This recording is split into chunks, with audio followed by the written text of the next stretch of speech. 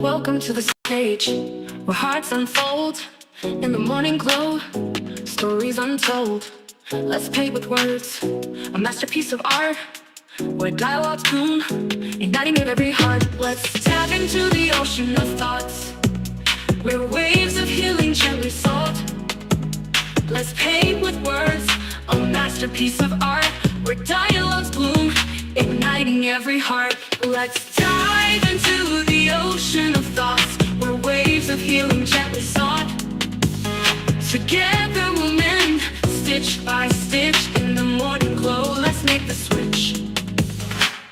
A symphony of voices, harmonizing the air, echoing truth, banishing despair. Let's sow seeds of unity, watch them grow in this garden of hope under the morning glow. Let's bridge the gaps, erase the line in the tapestry of hearts that love shine. With every word, a step we take towards a brighter dawn for all our sake. Welcome to the morning glow, where dreams take flight in this realm of possibilities. Let's unite, together we stand, hand in hand, healing the nation across the land.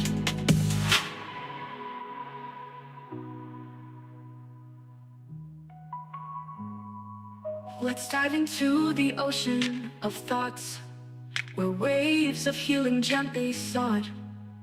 Together we'll mend, stitch by stitch in the morning glow. Let's make the switch. Let's dive into the ocean of thoughts where waves of healing gently sought.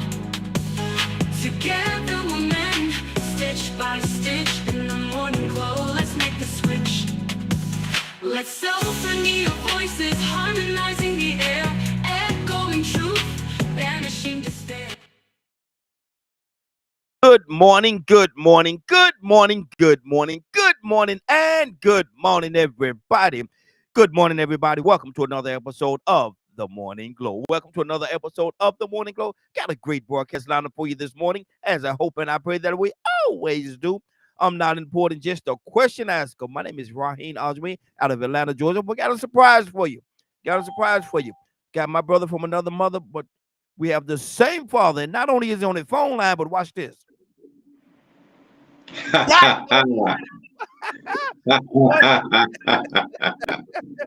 Good morning, sir. How you doing this morning?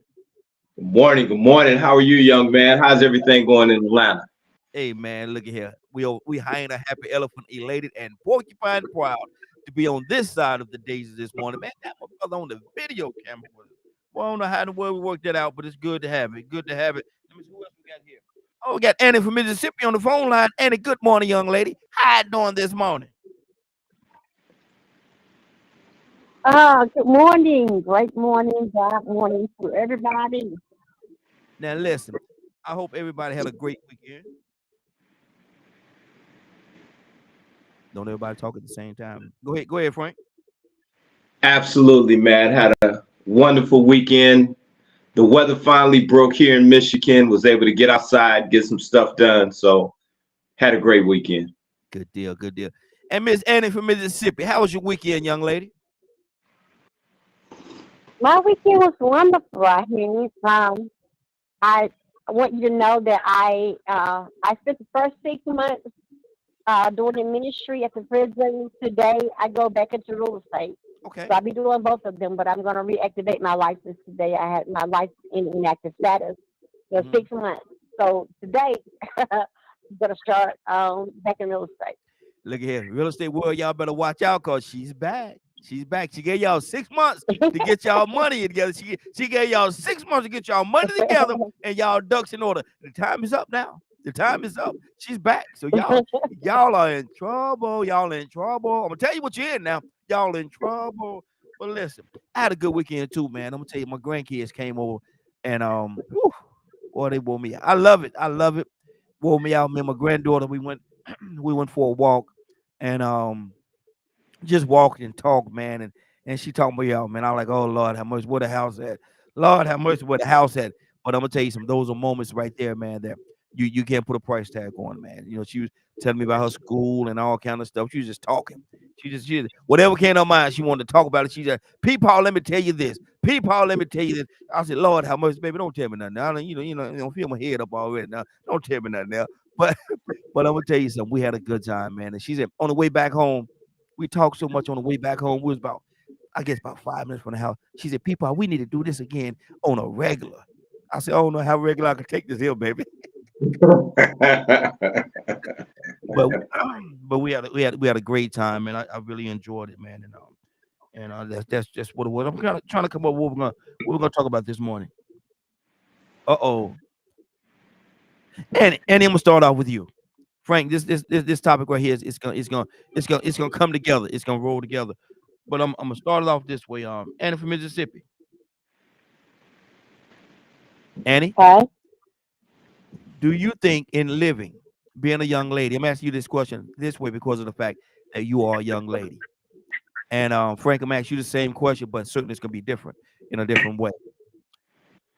But in living, do you think that the fellows that you dealt with as you was growing up and even in marriage, do you think men understand the way that you feel?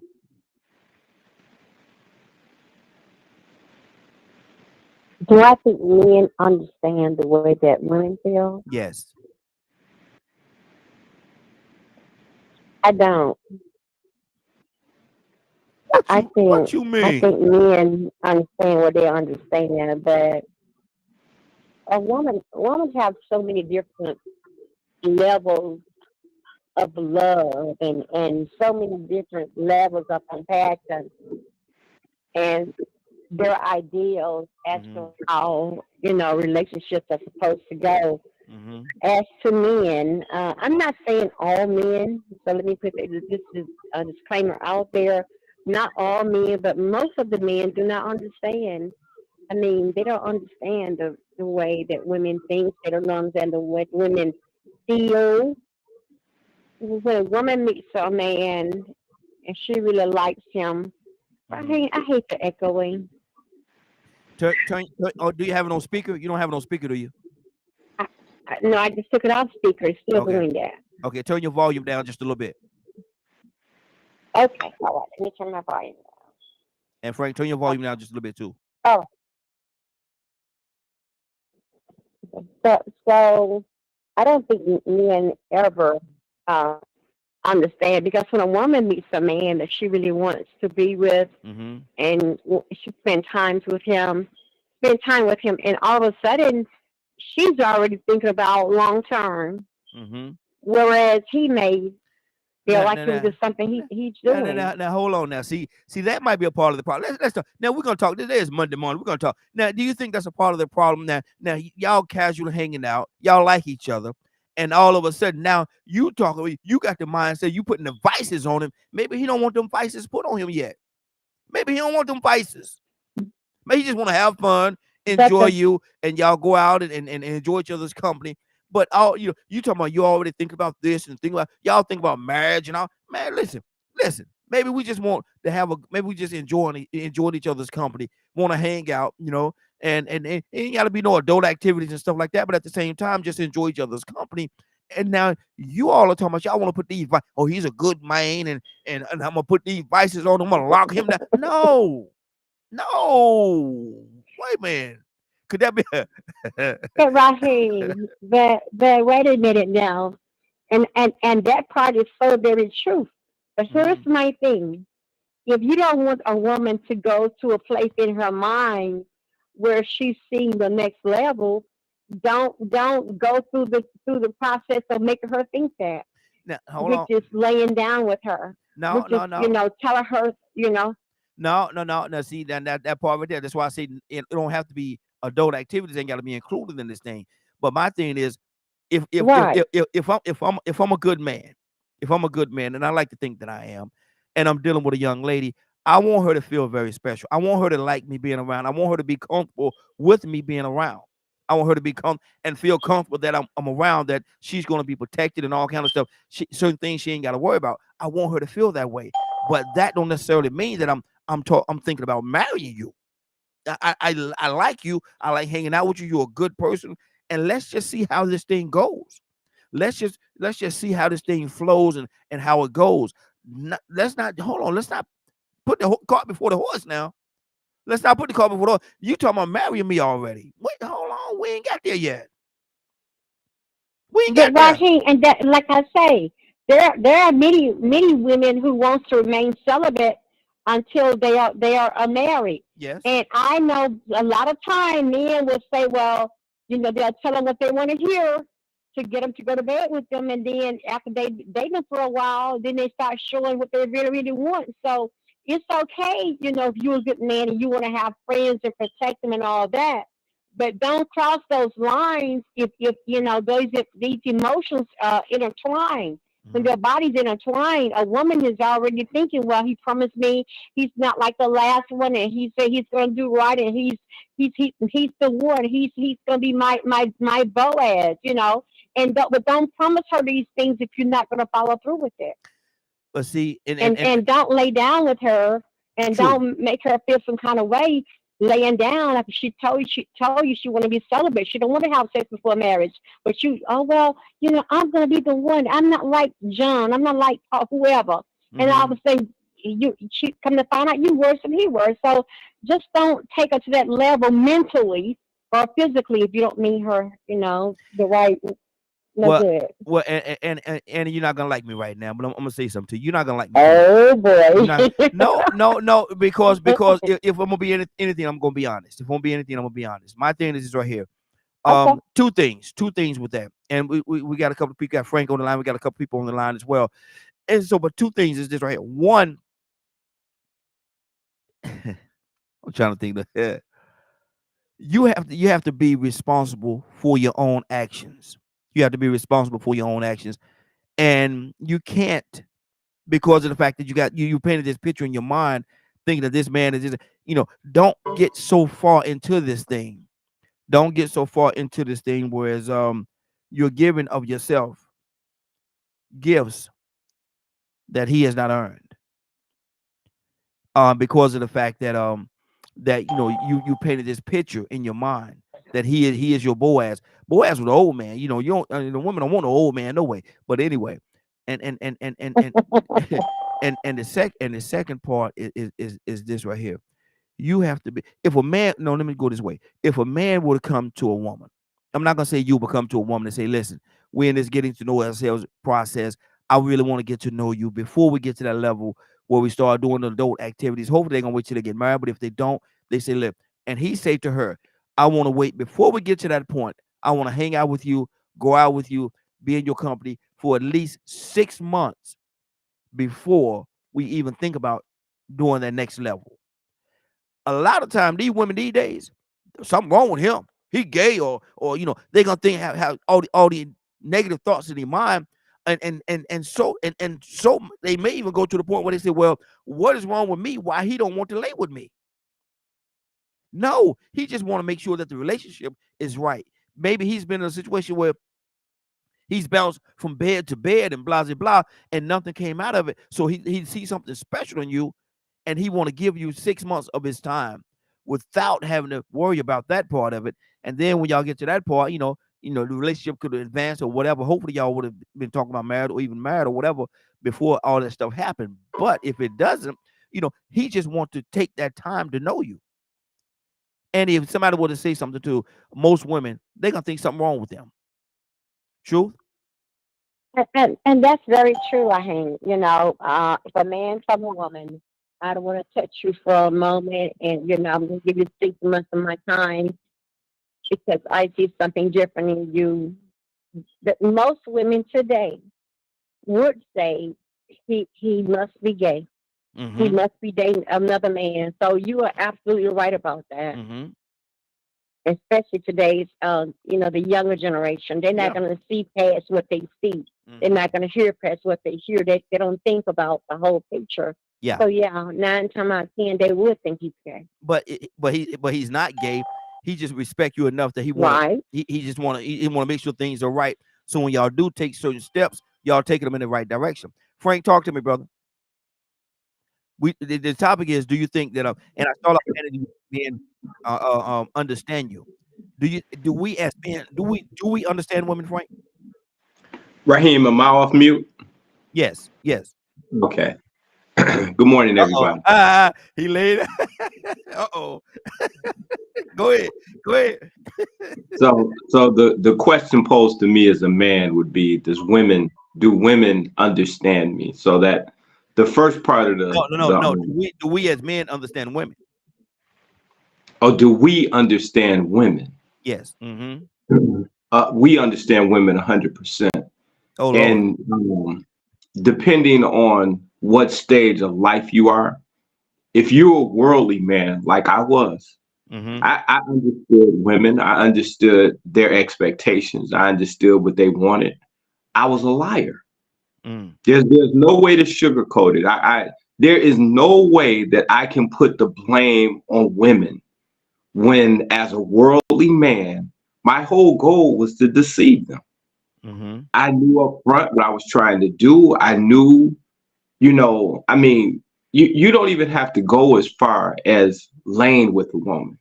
Mm-hmm. When you begin to take up her time, mm-hmm. and dominate, you're calling her first thing in the morning before she goes to work. You're talking to her before she lays down and go to sleep at night. You know what you're doing. Yeah.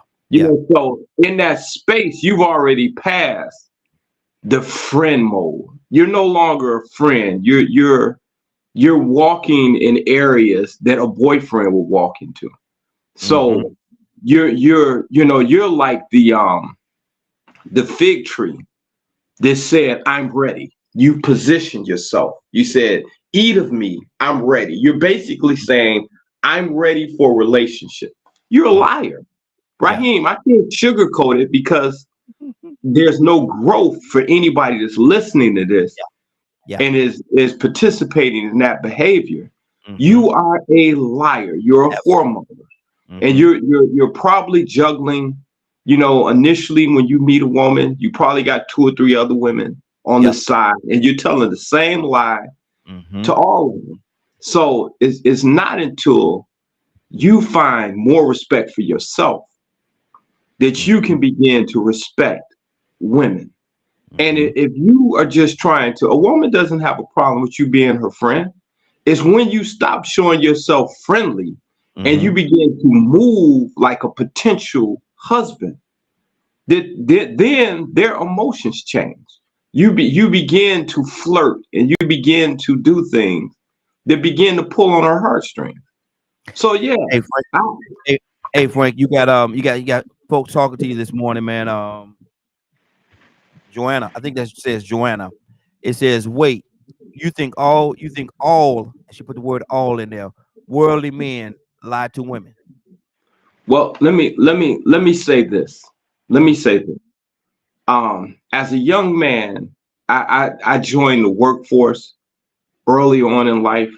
I played sports at a very high level. Mm-hmm. I was in martial arts, so I had thousands of friends.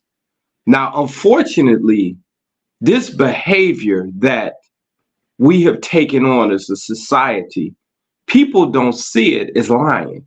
They see it as acceptable. It's not acceptable. Mm-hmm. I think that a lot of men, now 99% of all of my friends were liars.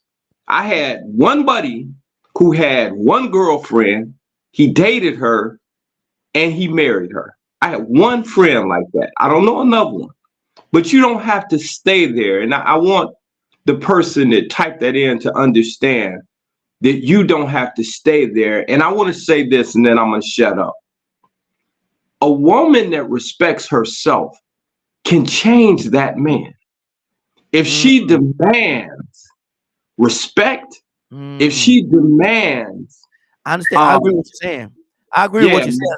I'm making these things because I've heard women say I can change him, and in some situations, she become a victim.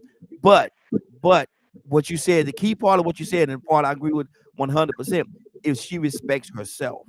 Correct. And see, this is the thing that I ran into when I was playing games. Mm-hmm. I had a young lady tell me, "Oh no. If we can't talk during the week, don't call me on the weekend. Yeah. If I can't come to your house, Mm-hmm. we can't date." If Mm-hmm. she put these things that were absolutes, that if we can't do the things, if we can't go to the local mall where everybody hangs out together and hold hands, Mm-hmm. no, we can't be boyfriend and girlfriend, because see, you're like everybody else, is transparent. Mm-hmm. And what that caused me to do was to make a decision. Either I was going to step up and be a real man, or I was going to be like everybody else. And for a long time, I was like everybody else.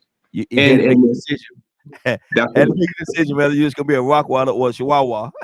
that's right. That's right. Yes, sir. Yes, sir. Just a little noise maker or somebody a Rockwaller that's gonna stand on something. 508-924-3521.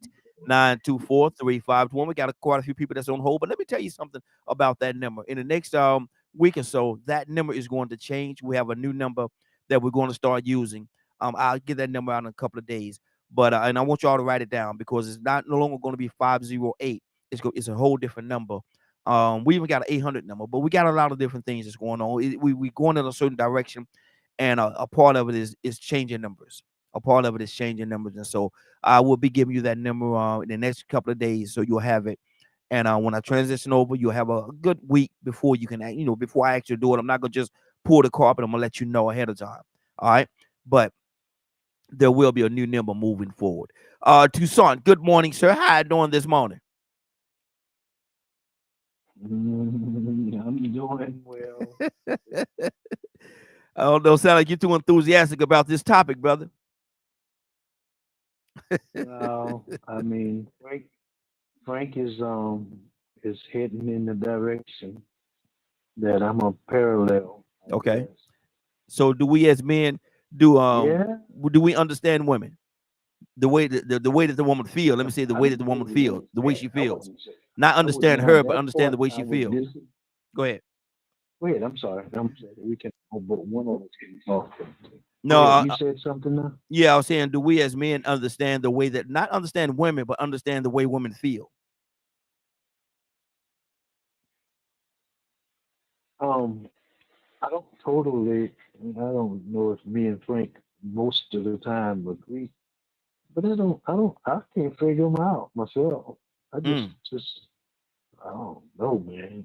Shoot, you smiling one minute, and then the next minute you come out, or you go in the room, and you come back, and what happened to the queen? mm. I'm saying, God damn, what happened? Now let me go back a few years. I have to go back a few years now because you know this is me. Well, I think the honesty is the best thing. We ain't trying to figure you out. Ain't nobody trying to figure you out. Um, Hunters just hunt. Did I say something wrong? Go ahead, say it, say it. If you're a hunter, you're just hunting. And did I say something wrong? No, go I ahead. mean, because there's always just I'm just talking about. Let me just talk about from the I think I'm a player perspective. Mm-hmm. Okay, because anybody looking for no wife. I'm just leave company. Mm-hmm. And don't let me go back in high school. I wish you would say them three words. Mm. Ain't looking for no love. You what? I'm not What you going mean? that direction. You done scared me off now. Oh, I'm gonna run because Excuse me. um there's fish in the sea, Mm-hmm. not just one in the tank. Mm-hmm. You know the fish tank, Yeah. the whole ocean of fish, a river of fish. and I'm just casting a line out. See if I can catch one. Mm-hmm. Now you got to remember that sometimes I used to talk about going to the club with a doggone keychain that had a flashlight at the end of it. Yes, sir. Yes, sir. And let me say something else right here Say it to me. to the ladies that I love y'all. That's why I'm assuming to say it. I'm gonna say this for the people in the back too. Mm-hmm. Boaz been dead. Stop looking for Boaz Mm-hmm. Yeah. because he been dead. And There gone. was only one that I know of. And Ruth got him, and they done had a whole bunch of children, and they gone. Stop looking for Boaz, and stop letting people preach to you about getting your Boaz. Mm-hmm. You're not gonna get one. He You're gonna gone. get somebody else Mm-hmm. that pretends like he's a Boaz, but he's a David or a Solomon. Let Mm-hmm. me let me say that for the again so I can understand what I'm talking about. Check David's record. I thought if y'all look at it, David, I start looking at David, and if you check David's record, Uriah's wife wasn't the only wife that David took Mm. or wind up with. You Mm. better look again. Take a David had a reputation take a second look. for take another look at David. You can look at David's wives and look at especially when you start talking about the ones that wind up in when he had to encourage himself and go to Ziklag. Them two wives that he had, check out what they said about them two women, the wife of somebody. And it Mm-hmm. was not Uriah, it was somebody else. Mm-hmm. So David had a reputation for taking other men's wives, Yeah. either Yeah. when they was living or when they was dead. Mm-hmm. Wow. Solomon had a whole bunch of them. So you might wind up with a David or a Solomon, but you'll never get a Boaz Mm-hmm. because Boaz was placed in a certain uh how can I say that? He was preserved for such a time that Naomi and Ruth come on the scene so that he could put some leftovers so they can get. Just so happens he was fulfilling uh, almost a commandment of of when a brother or the first kinsman. Mm-hmm. So anyway, anyway, um, we lie, Mm-hmm. we lie, we lie, we pretend. And here's the last thing, and I'll come back. I guess if you talk to me some more, Raheem, we'll wait you out. Mm-hmm. We'll Mm-hmm. play that role. Oh, I just want to keep myself. Okay, that's what you want to do. Hey, okay. Oh no, I don't hold my hand. We need no. Let's not do the smooches because that leads to something. We don't do Yeah. that. Yeah. We do Yeah. that for 6 months, a Mm-hmm. year. That's Mm-hmm. okay. Mm-hmm. But you slipping, Mm-hmm. you gonna Exactly. slip too, right? The banana peel is on the ground. You better watch it. Watch your step. Banana peels are there. You better watch your step. I 50. mean, the only way we can help Raheem, I think, Mm-hmm. is we just like Frank. We got to be honest. Yeah.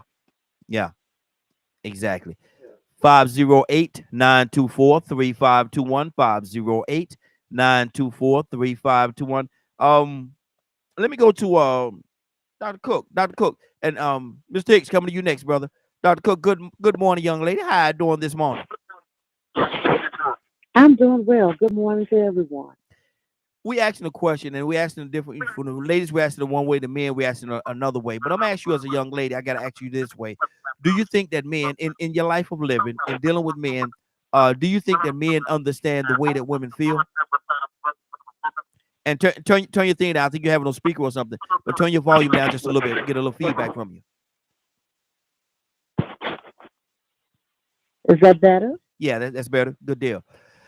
Do you think men understand the way that Okay. women feel? Do I think men understand women? Do you think? No, I think no. Do you think men understand the way that women feel?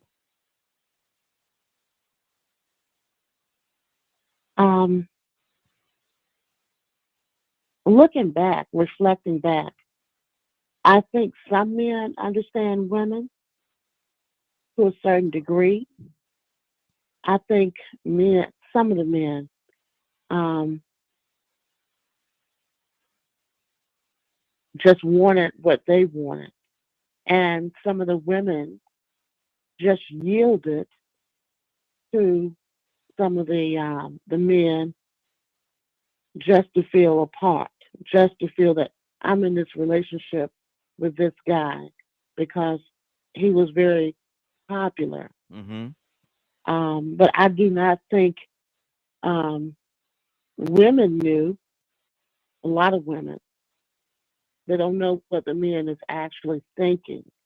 And when you get in a relationship, you get in the relationship to because you like the person per se, and you're trying to get to know the person more. Mm-hmm.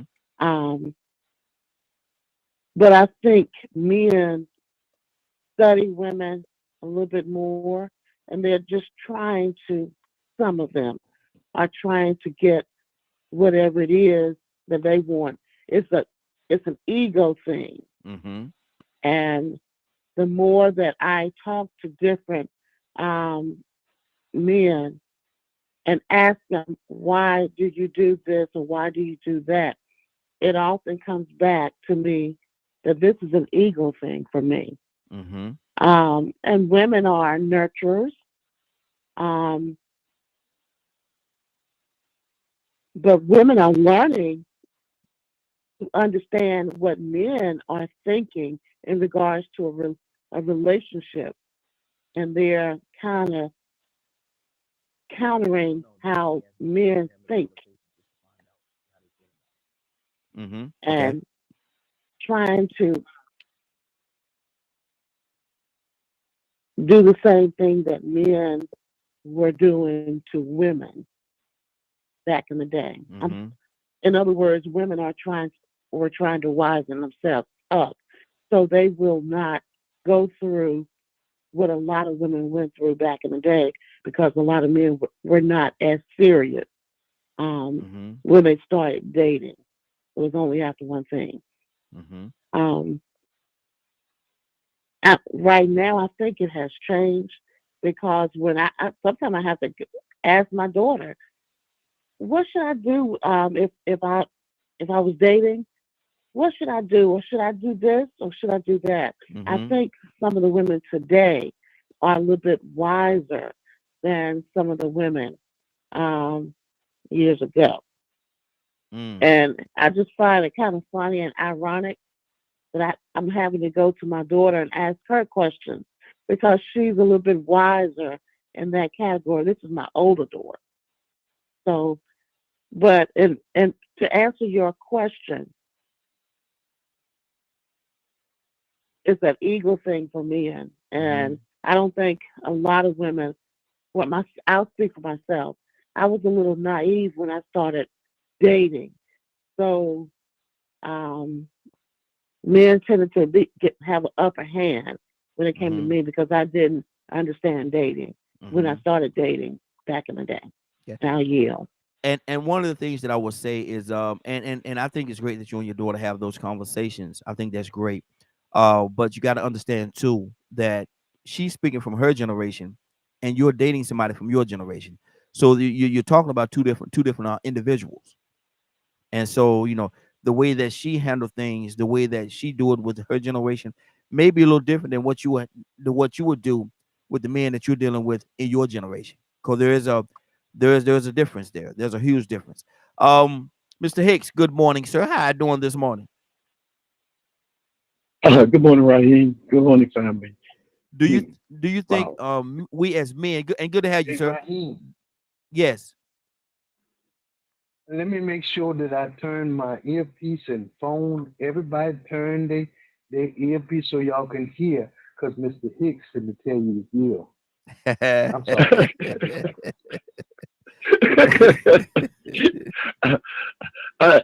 I don't know about that.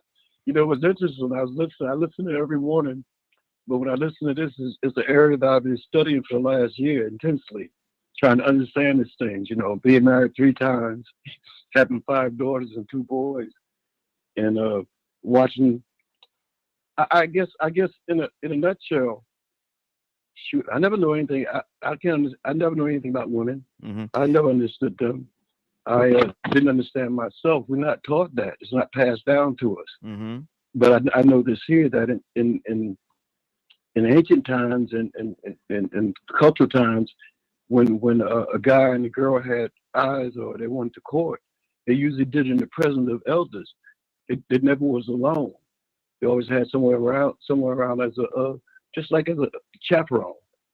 And because there's this one writer, Mm-hmm. he defines it as this here. He said that the human being has this instinct that's life running inside of them, and that ability and that instinct is to procreate, to send their DNA down the line, and that's a purpose. You know, I got a cat that's a year old now, a female cat, and she's going to heat a couple of weeks ago, and I locked the doors and tried to keep her in because I wanted to get her fixed Mm-hmm. or either mated with someone else. But that cat gonna find a way out of the house. Yep. I don't even know how she do it. Mm-hmm. You know, I look and she's gone. She's gone for 2 or 3 days. She comes back, and it's funny because I feel like I felt about my daughters. When you put out there, you know, but it's almost like it's like nature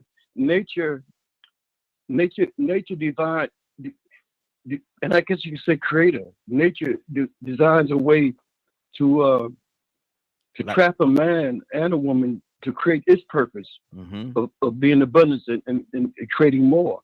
Mm-hmm. I mean, like I'm trying to tell you,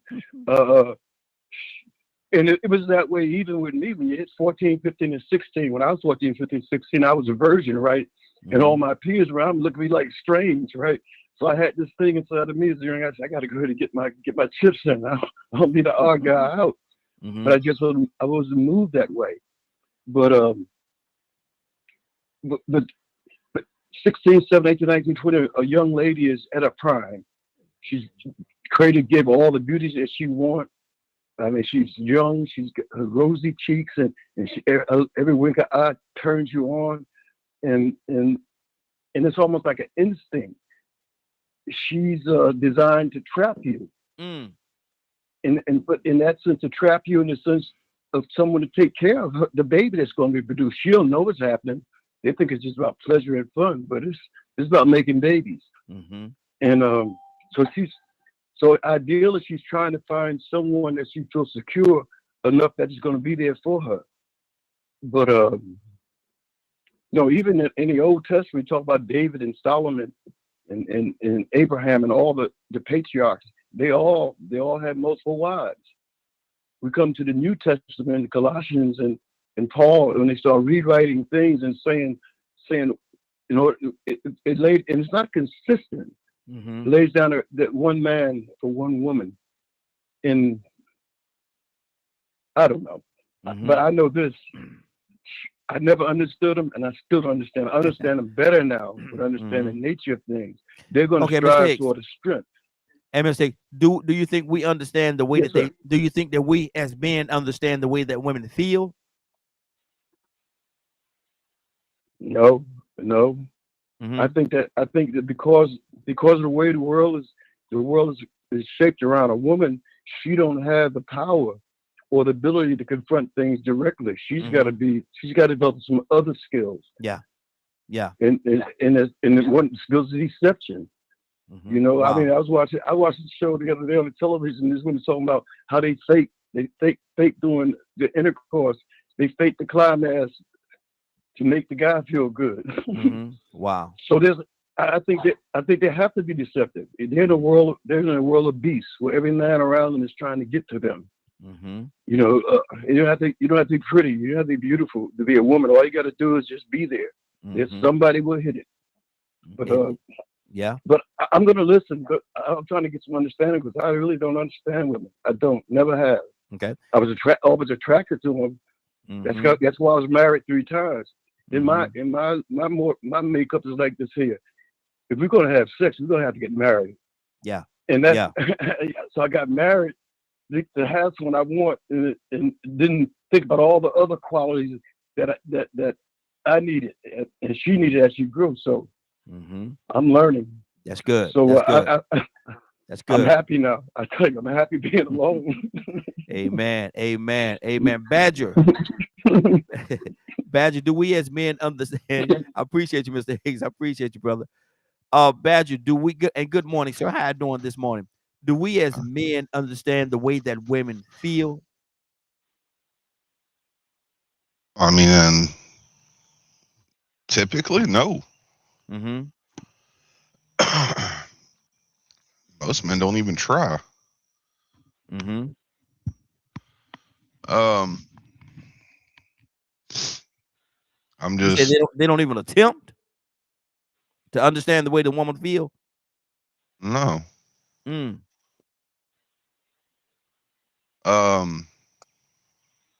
It's too much about that ego and pride. Mm.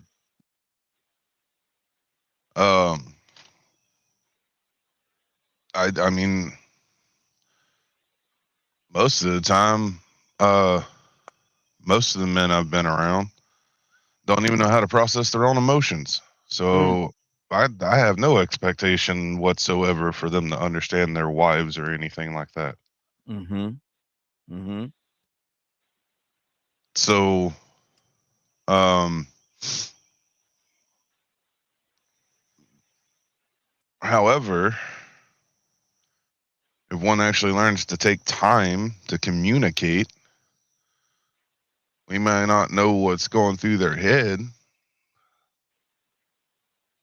but we can have a conversation. Mm-hmm. Like, I don't understand my wife's emotions. A lot of times she struggles knowing mine too. But we talk and communicate to let each other know how we are feeling and acknowledging it instead of just shooting it down. Mm-hmm. Take that time. Take that time to try and understand, or at least establish some semblance of an understanding. I so there's understanding, Mm-hmm. and then there's acknowledgement. Yes. I mean, if my wife gets upset at something, or my sister gets upset at something, and I'm sitting there going, I don't know why, and I don't understand why, but I acknowledge that you feel that way. Mm-hmm. What can we do about it? And then they will say. So I don't feel like it's this big, huge issue. If it's approached in the sense of treating women as women who are human beings Mm-hmm. that share this planet with us, as Yahweh said, and get out of the mindset of we own them. Mm. See. You put a big ball on the table, rightfully so. But my thing is, I just want to know: do we understand? Do we understand the way that they feel? If a woman come to you and say, "I feel this way," or "I feel that way," do we even take the time to even acknowledge, or try to make it make sense to us, or do we just blow it off? In my experience, no. I mean, shoot, we've had women on here come say how they feel about certain things, and the men on the it just goes right over their head. Mm-hmm. Mm-hmm. Okay. They don't even get acknowledged. Mm-hmm. Ends up being a Men struggle and women struggle fight. Mm-hmm. So no, like no grounds are accomplished. No grounds are accomplished. Mm-hmm. When you let pride and ego get in the way, you're never going to be able to acknowledge someone else. Okay, good deal. Toya with a T. Good morning, young lady. How you doing this morning?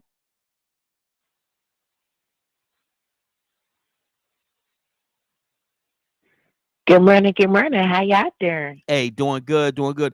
Toya, we asking the question. We asked the men the question one way, and women certainly another way. And the way that I'm asking the women is this: do you think in your life of living, dealing with men, do you think that men understand the way that you feel? Not understand you, but understand the way that you feel about certain things. Do you think men understand the way that you feel, or the way that women feel? Not personally, but the way women feel. In my lifetime, I want to say there are few. I was going to say some, Yeah. but not few. I want to say, I have an understanding of men in my life because the men in my life understands women. You understand what I'm saying? Mm-hmm. Like, I'm not saying that they don't understand the order, but they are very sympathetic in understanding to what it is to be a woman because of the women in their lives. You know, not perfection, but have a clear understanding on what respect is, how to respect kids too, animals even. Mm-hmm. You know what I mean? Just life in general. You know what I'm saying? I've been blessed enough to have a few. You right? But you look on a larger scale, and I thank the Lord that those type of men were there for the foundation. But on a larger scale, as we get on this side, again, the number shrinks down from some to few, right? Because I now, for myself as an adult, see most people don't really care about anything but what they want. Mm-hmm. A lot of the times it's playing the game even, trying to seek understanding, but it's really not about understanding. It's really about a manipulation tactic on what they want and not really understanding. You know what I'm saying? Some people have different personalities in which they communicate, in which they are intellectual, Mm-hmm. and that's fine. But I don't know. I think just later on, at the end of the day, I see that most people are not genuine. You know what I'm saying? It's kind of like for show. You know what I mean? So, the men that really do understand the perspective of a woman in 2026, I think you might as well put it down to the last of the Mohicans. It's rare and very hard to find. Wow. Wow. Christopher O'Quady, good morning, sir. How you doing this morning? Christopher? Hi, good morning, everyone. I am excellent. God bless you. Hey, God bless you as well, brother. Good to have you, man. We're asking a question. Do you think men, and this is across the board, do you think men understand not women, but the way women feel?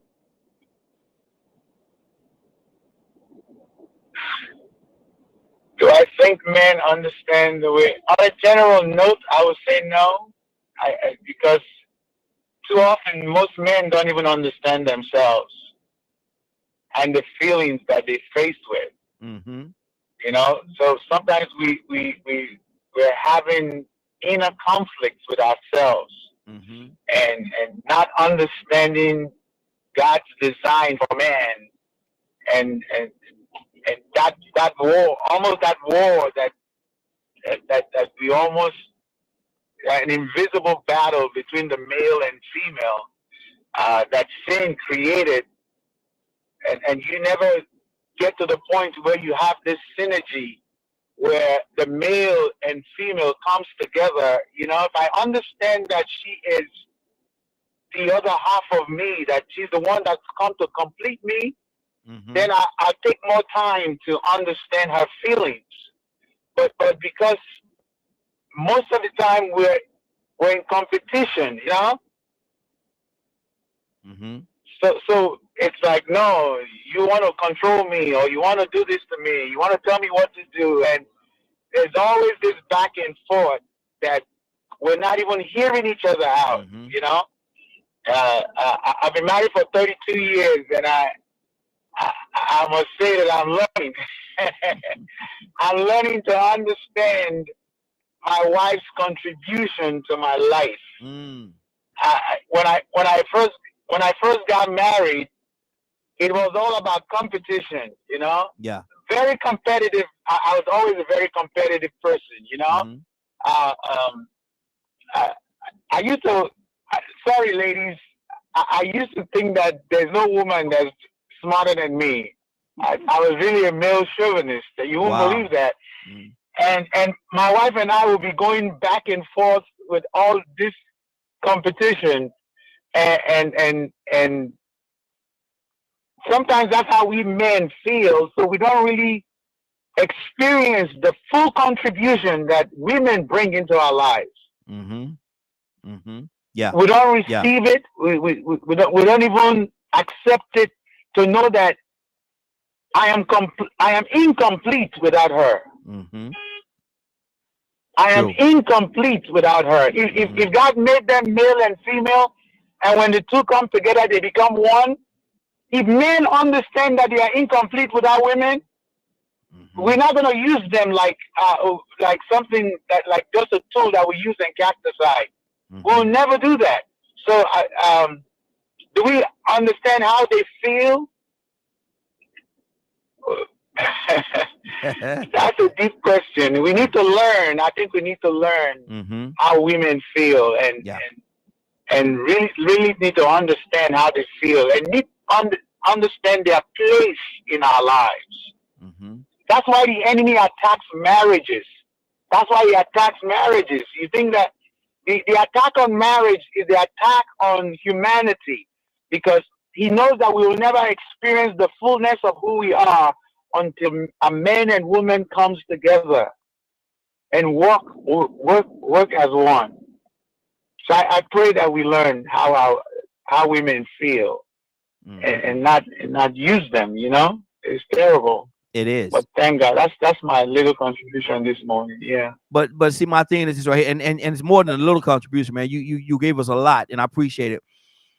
In 2026, shouldn't we be a little farther along than where we are? In 2026, we're so far from divine purpose. We're so deep into the perversion of the union between a man and a woman.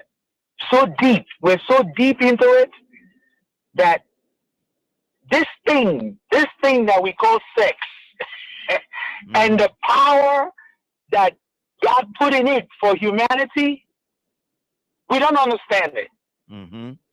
We think it's just something that we come and do and feel good, and it is the instrument of the multiplication of life. God made it that we enjoy it, but we don't understand the gravity of it. The destruction that comes into society because men misuse that thing that's between their legs. Eh? The destruction we're experiencing because a man has no control of that thing that dangles between his legs. It is unspeakable.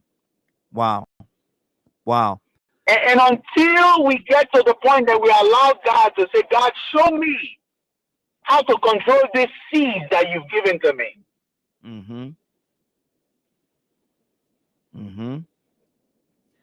That's good. That's good. Let's go. Go ahead, brother. Go ahead.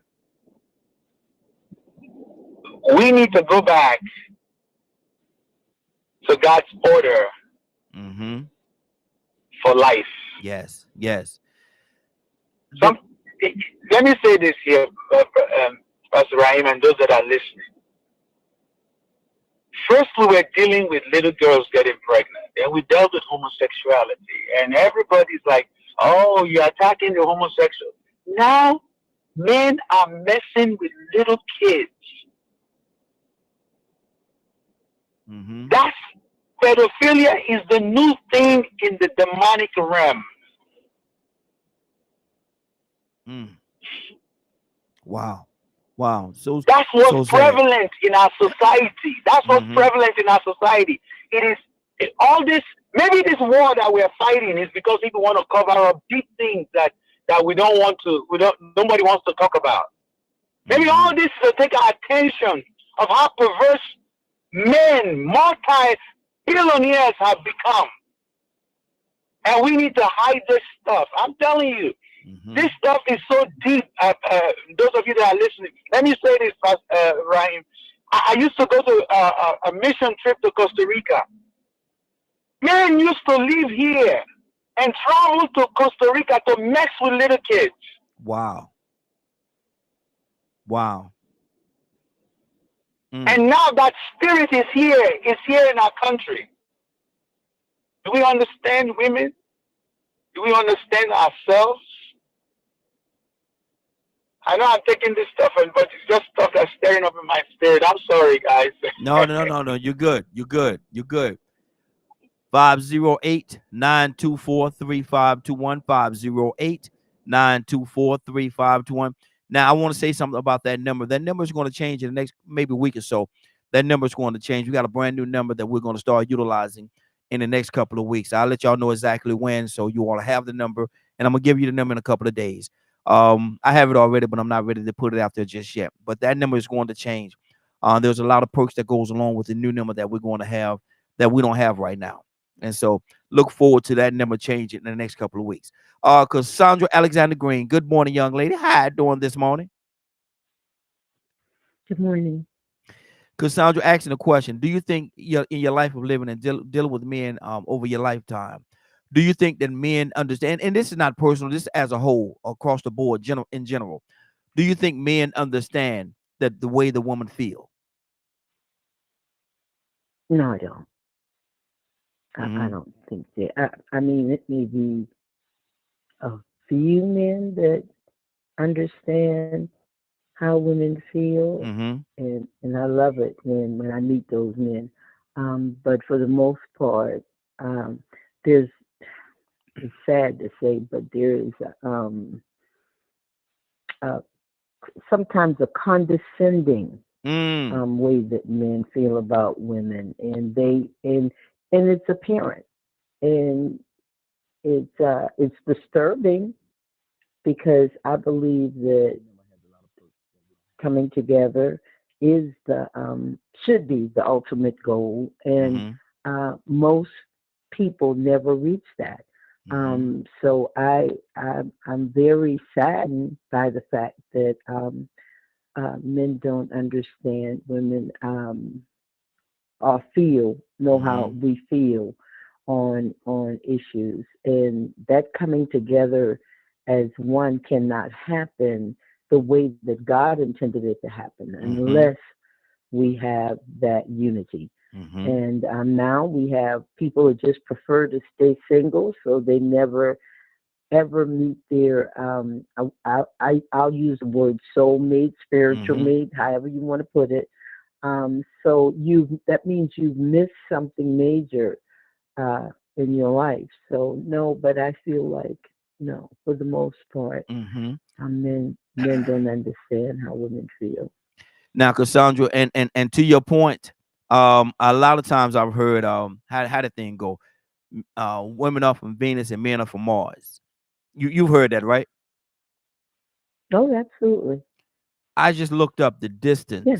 I just looked up the distance between Venus and Mars, and it says that the distance it ranges from 48 million miles to 223 million miles, based on where they are in regards to the sun. So the distance between the two is from 48 million to 223 million miles apart. Now, if men are like Venus and men are like Mars and women are like Venus, the distance between us is great. How do we close that distance? You can bridge the gap through communication, through actually listening, and once you sometimes people hear you, but they don't listen to you. Yeah. Wow. And that is a major issue. Yeah. You can hear me, but are you listening to me? Are you getting, what I'm trying to say to you? And women, we're a special breed now. We're all different, but we're a special breed. There are certain things Oh, about yeah. most women Yes, that Lord. are very Yes, Lord. similar. Yes, Lord. Yes, Lord. So it's it's the Woo. emotional the emotional whereas the hormone people, it's so much that goes into that, but let I'll just leave it there. It's there's a great divide, let's put it like that, There is. and we're not closing it. It feels like it's widening. And I'm going to say this, and I don't care, it's early in the morning. You have a misogynistic leader that is determined to try to make women feel like they're nothing and they're stupid. And that offends me to the very core of my being. Yeah, exactly. Exactly. And Cassandra, two people had asked pretty much the same question. I'm gonna ask it, and they said, how do you actually close or bridge the gap? And you said communication, but is there any other means of us closing the gap? That to me is if you can get communication going, then everything else can be ironed out. You need to get the communication going in the right direction, and once you can talk to each other and get a better understanding of who the other person is, I believe the unity will come as a result of that. And I'm talking both in the spiritual realm for those that want to just focus on that, and in the natural. So it's important that we listen to each other, and then we can correct the things that may be out of order. But until we do that, how do you correct it if you're not communicating? Yeah, that's true. If I'm not, if I Active don't feel like communicating. you're, Active communicating, right? listening to me. Yeah. So it's a lot to it, but Yeah. we could do it if we choose to. Yeah, that's good. That's We good. could do it. I believe we can too. I really believe we can. Captain Leonard, good morning, sir. How you doing this morning?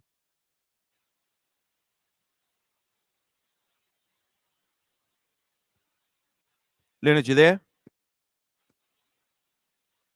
Leonard, wake up and go to sleep. Wake up and go to sleep.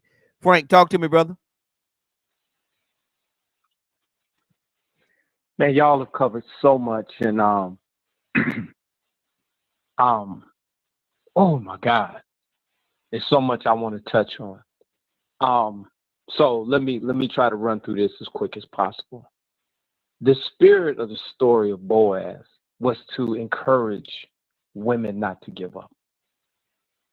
We understand it is that when we look at things spiritually, a woman is to be found. You want to. There is an awesome opportunity for a woman that is single, because she can give all of her attention to God. When you take on a husband, God expects for you to love him, which is going to take away some of that time that you have just to spend with him. So as you are perfecting yourself, God is perfecting a man for you. He and when he sees you or when he hears your voice, he'll know that's my wife. So if it is for you to be married, then in that same spirit, it is to encourage you, don't give up. The other thing that I wanted to say was this, Raheem. We have to be honest and say that it's not a matter of do we understand women. It is it important to you? Is it important? Yeah. That Frank, Because I don't want to throw the listeners off. What we're talking about? Do we understand the way that the woman, not understand women, but do we understand the way they feel? Correct. It's the same thing. Okay. So it's not, do we understand the way that they feel? Is it important to you how they feel? Now, you know, we're talking about men, but we really should be talking about males and mature males that are ready for marriage. There's a totally different that is committed and understands what it is to take on a wife and to serve her the rest of your life. Are you committed to that? So many people get married and they are not ready. Yeah. So when we ask this question, Raheem, and you're married, yes, and I want to put this out there. I understand my wife, but more important than me understanding my wife, when my wife pulls up from work, if she sits in her car for a minute, I know she's had a long day. And if I'm here with all the boys, I'll say, hey, you know, don't rush your mom. Give her a minute. You know, let's run her some bath water. You know, let's make sure we grab her bags when she gets out. Just give her some time. You know, because both of our wives are in the same profession, we know they keep very long hours. So you have to be, but it doesn't matter if you understand those things, if you don't care about those things. There's some men that know that their wives have had long days and they just don't care. They're selfish. So, and I want to clear something up. When I talk about worldly men, I mean worldly men. A worldly man can be in the church. Just because he's in the edifice, does that mean that he's godly? So the thing that I'm going to give women the cheat code right now, and most women never listen to me. But the thing about it is that women need to unite like a sorority and say, look, we're not dealing with this type of man. When you start dating and you're getting serious about a man, you need to take as many pictures as you can with them and flood social media. And if he has a problem with that, leave him alone. You need to demand things of him. I don't mean verbally. Okay. When I say demand things, I mean there should be an expectation, and don't compromise what your expectations are. And men will either conform or they'll get disqualified. The last thing that I will say is this. Quit watching this garbage on television. When you're watching cheating men on all of these programs, disrespecting women with their mouths, one, you're promoting it so it stays on television. And the other thing is subconsciously, you're beginning to accept that behavior. You guys control everything we do towards women. The cars we buy, the way we dress, the houses we live in, everything. We do that for your approval. As young boys, we always want to have the approval of the women in our lives. It never changes. But when you lower the bar and you know this cat's got a wife or has got a girlfriend, you still dealing with him, that's where that behavior comes from. So you guys have more power than you understand, but you have to demand respect. And I don't mean with your mouth.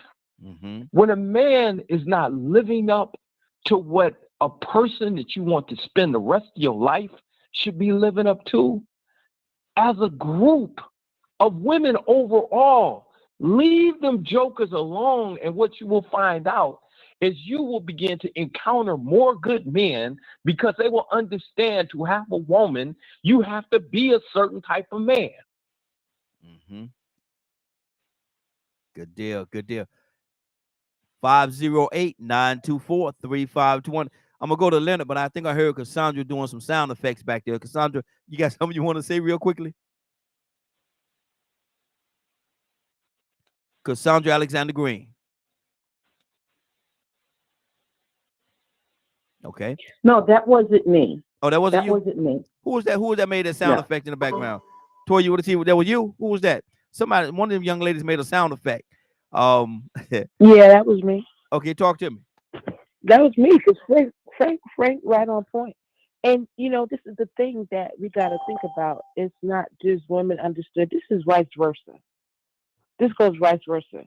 Okay, there's a lot of women who don't understand men either. Now hold on. Because We're gonna go to the men. We're gonna deal with that part too. We're gonna deal with that part. Let's stay with the women right now, because we're gonna deal with both sides equally. Okay, but no, that's absolutely right. Frank was hitting some very valid points that we need to put into action. They don't need to be thought about. Mm-hmm. They need to be put into action. Absolutely. We need to hold ourselves accountable for the things that we do. We carry the children. You understand what I'm saying? Mm-hmm. Once we put up a standard, either you're going to have to put up or shut up. You understand what I'm saying? Mm-hmm. So everything he said is absolutely true. It's very vital that, I don't know, maybe we need fathers to hear it, or maybe we just need to hear men to hear it, stand up men to make those points. You know what I'm saying? That he was making. But I mean, he was right on point. It needs to be said, and there needs to be some activation with it, because we can hear it all day long. Mm-hmm. But to hear it and not put no activation with it, you're gonna find yourself in the same spot. Mm-hmm. Exactly. Captain Leonard, talk to me, man. As men, do we understand, not women, do we understand the way that women feel? Raheem. Yes. Good morning, Raheem, in the morning. Good morning, sir. How you doing this morning? I'm doing fine. I don't know what's wrong with that app. I had to speak. I don't know what that is. Yeah, it's doing something funky this morning, but it's okay. We're gonna work our way through it. Oh, okay. Now, your question? Do we as men understand, not women, but the way women feel? I mean, if you're a rational person, I don't see what the big deal really is. Why wouldn't you understand how somebody felt? Because they say men are from Mars and women are from Venus, and I gave the distance between the two. Who say that? I've heard it for years. I've heard it for years. And I'm sure, Leonard, if you be honest, you've heard it too. Man, I've heard it. I know the brand, but I ain't never bought into the brand or believe what it said or took its advice. Okay. Well, let's tackle this thing like this. I don't think much of the idea myself at all. Well, let's tackle it from this angle. Do you understand women, Leonard? Not women, but the way women feel. I don't think the way women feel. I don't think there's anything just unusual there. I mean, what are you getting at? I'm just asking, do you understand the way women feel? I don't understand the way you feel. I'm not asking about me. I'm asking about women. Do you understand the way right, women so feel? What's the big deal? Why wouldn't I understand?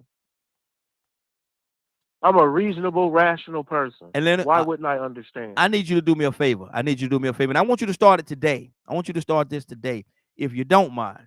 Okay? I want you to write a book. And I just want to have one little small corner in that book, because I want a percentage of what you're going to, because you're going to make billions off this book. If you understand the way women feel, and in 2026, if you understand, Leonard, if you understand the way women feel, you're going to be a billionaire in a week once you get this book made, man. Because everybody, every man want to understand. I wish it was that easy, but what I'm saying is that whole narrative has never been a part of my life or something I would ever consider. Okay. Because I wasn't raised to believe that. in my relationship, God dictates to me a much higher standard. So so what you're saying to me is this. So what you're saying to me is you do What's understand. so specific about women that you don't understand? No. We're not talking about understanding women. We talking about the way women feel. Not understanding women. That's a whole different conversation for a totally different day. We talking about do you understand the way it feels? Say it again. That person has their own feelings. It doesn't matter that they're a man or a woman. Well, we're gonna deal with the man part of it later. To say, I feel exactly like Raheem. Raheem, I don't know exactly how you feel. So do you understand it? So I don't even approach relationships that way. See, Leonard, what you're saying and the way it's coming across is totally different. I believe in a lot more godly way of living in life. And it doesn't allow me to subordinate a woman. It never has. I've never had those feelings. Okay. But see, that's not what we're talking about, though, Leonard. That's not what we're talking. You pulling other elements into the conversation. I assume that's not a based woman on the conversation. feels like I do. No, she don't. No, she don't. Let's ask them. Okay. Ladies, hold on. No, we don't. Okay, there you go. Let's ask them. Because I can't speak for a woman, but she can speak for herself. So a young lady just told you no. Right. That's what not I'm saying. Because I don't see her as being that different than me. Ladies, y'all want to speak on this? I see her as the reason why she is a woman. Hold on, Leonard. Hold on right there. Let's let these ladies speak, because I can't speak for a woman. I'm not a woman. I can't speak for her, and I'm not even going to try. Ladies, whichever one of y'all want to go ahead, y'all take your time or however you want to do it. Yes. K with an E do. Go ahead. You know, first when you good morning, young lady. How you doing this morning? First, K, hold on. K, hold on. Let me speak to you first.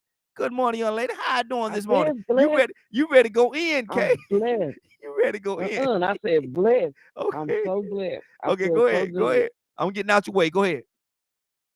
No, I'm just saying, like, this when you said, he said, I don't know how you think. He don't know how you think. He don't know how you feel. Everybody is an individual thing. So when you said, do men know how women feel? Do they understand how we feel? And then that question goes a long way. Do you know how we feel about marriage? Do you know how we feel about life? Men don't know how we feel until we tell you. And some men still don't get it. So you could talk all day long. I've been with a man be 20 years in September, and I just told him yesterday at the hospital, you still don't know me. You don't know me. That's horrible. You really don't know me. You don't know what I think. You don't know this. You don't know that. Soon as I said that, we got in the parking lot. These girls was talking smack. I blew at him. I didn't blow at them. And he said, calm all that down. She wasn't even blowing at y'all. I called him and said, you know a little something. Because I was about to let them have it. And I just drove on off and let him deal with it. So I said, you know a little something. I gave him his props. You know a little something. But do you really fully, truly understand me? You don't. When a man truly, fully understand, I was raised in a household. My daddy truly, fully understood my mama. He understood her needs. He understood her wants. He understood her desires. He understood her. He knew that she liked to eat bacon sandwiches. He understood her. He paid attention. He catered to her. He made sure he was the man she needed. She didn't have to go outside the house to look for nothing. She didn't have to call a man to do nothing, because he took the time out to understand her feelings and all of that. That comes with years. That ain't something just wake up and be like, oh, da, da, da, da. It takes a minute. So that was Leonard talking. Leonard understands his wife, because if he didn't, he wouldn't be married all them years. Okay. Any other lady want to comment? He just confused. Any other lady want to comment?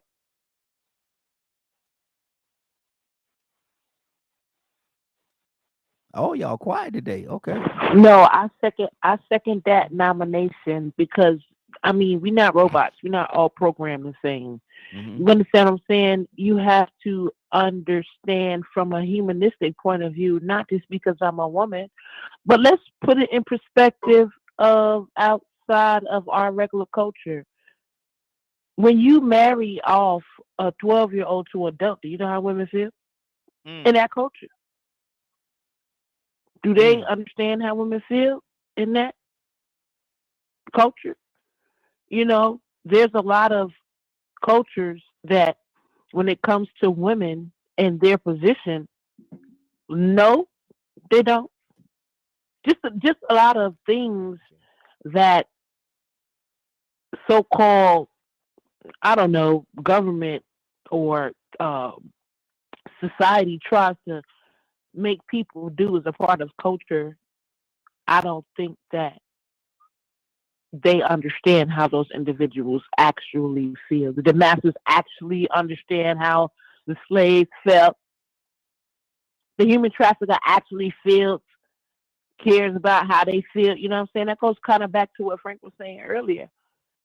Knowing how they feel, understanding how they feel, and caring how they feel are all going to have different effects. You understand what I'm saying? Mm-hmm. And sometimes your feelings are just not relevant. You're just going to go with it because it's cultural.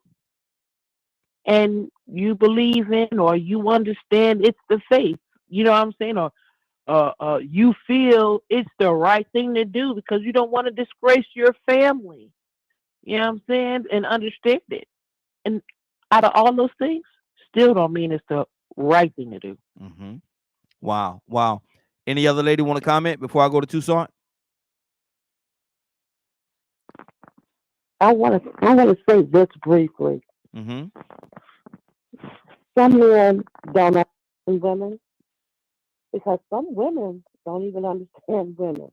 You would think that some women are taught the same thing, but when it comes to marriage, some women are traditional thinkers, and some women are, I would say, they're only thinking about themselves.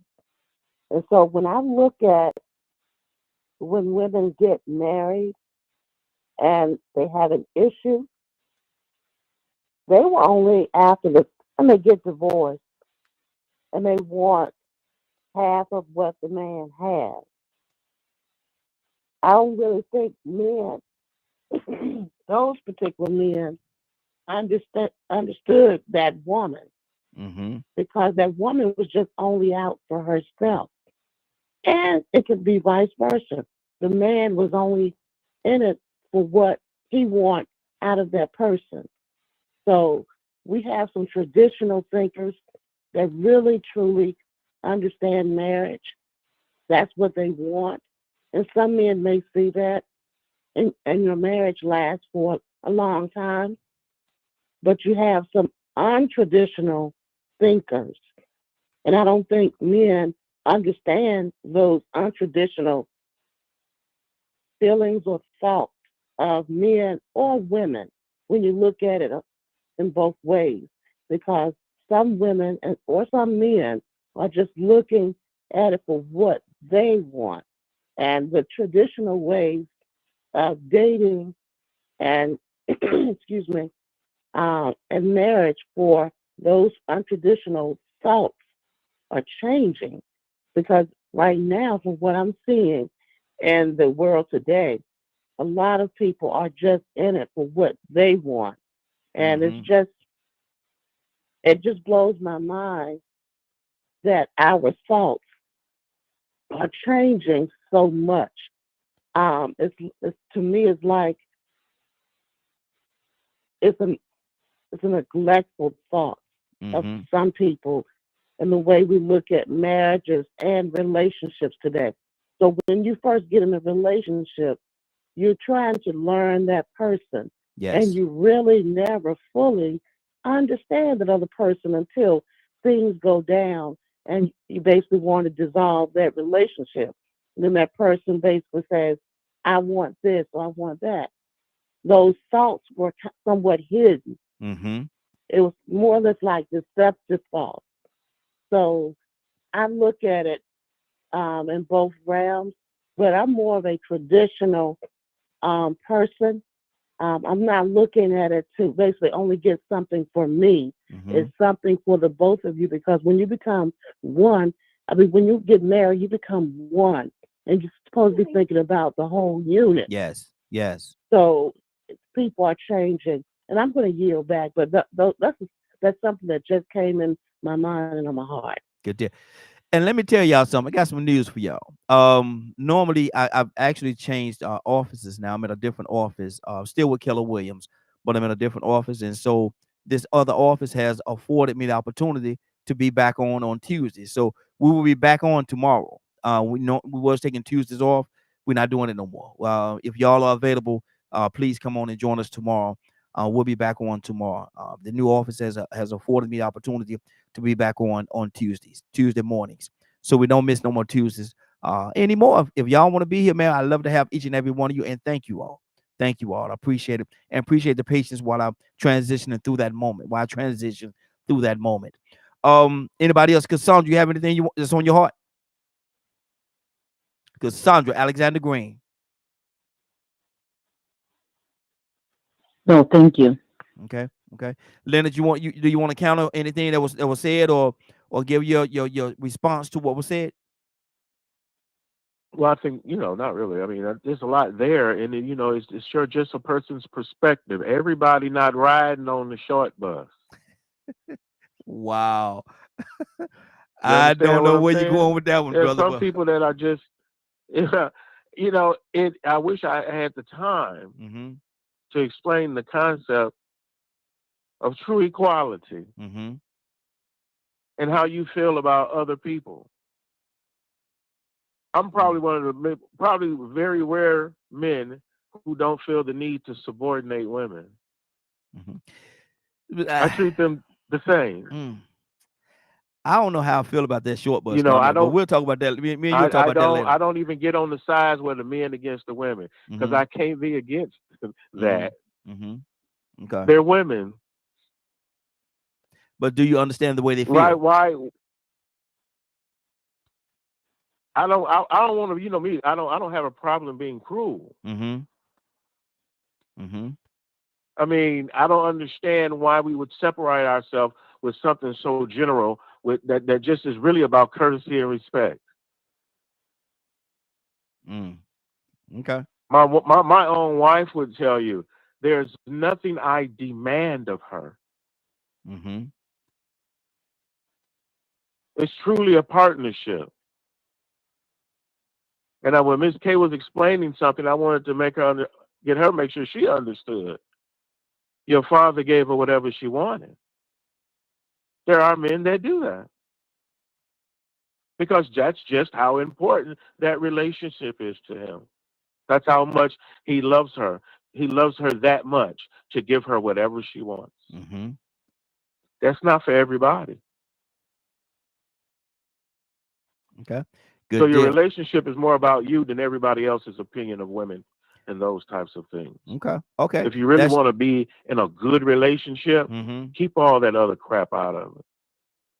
Do you have good religion? Tucson, talk good to religion is much better. Tucson, talk to me, brother. Can you hear me, Raheem? Yeah, loud and clear. Even heard that. Okay.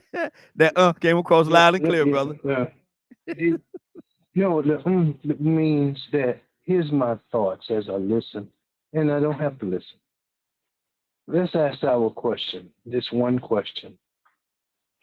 For the most part, even when you think you are, if you're honest with yourself, are you in tune with the God? Are you in tune with the Father? Call him the Creator, Yahweh. Are you in tune with him? If you have gotten to the point, which you can't, because you got to be totally obedient, then you probably would understand somebody else. And you have to have somebody else that is also in tune with God, because that's the foundation. Y'all Amen. check me up whenever you get ready. Just tell me, be quiet. Go ahead. Because if any one of us are in tune with God, then we know His purpose, His plan for humanity, and how He has gotten us to a point where He sees the loneliness of a man and gives him somebody to help him meet the obligations that are designed by God. Not for you, not your desires, but Him in you, so that you would first of all be pleasing to God. Okay, then now, so I fail. I get up in the morning and I fail again because I'm entwined, or making an attempt to be entwined with somebody also that is striving to be in tune with God, and they fail. So in the process of us trying to learn of Him, we also are trying to learn His purpose and His plan for each other. And then we learn along the way. And every once in a while, maybe I'm wrong, we say, what are you talking about? I didn't know I hurt your feelings. I didn't know that you saw it like that. What do you think? If we got a task ahead of us, what do you think? Is it who is going to take the lead in this thing? Wait a minute, stop. Wait a minute before we have a desire to whoever is going to take the lead in the thing. If it's financial, it's probably the woman be better. I'm just saying, because she's an organizer. We just do stuff. You send us to the store, we pick up all kind of stuff. As long as it got a good price on it, that's good. All right, I'm out. I ain't shopping, and staying in the store that long. You brought the wrong thing. I'll be doggone. I thought I brought the right thing. And so now your feelings are hurt. Well, I didn't know I hurt you. I didn't know that was that serious.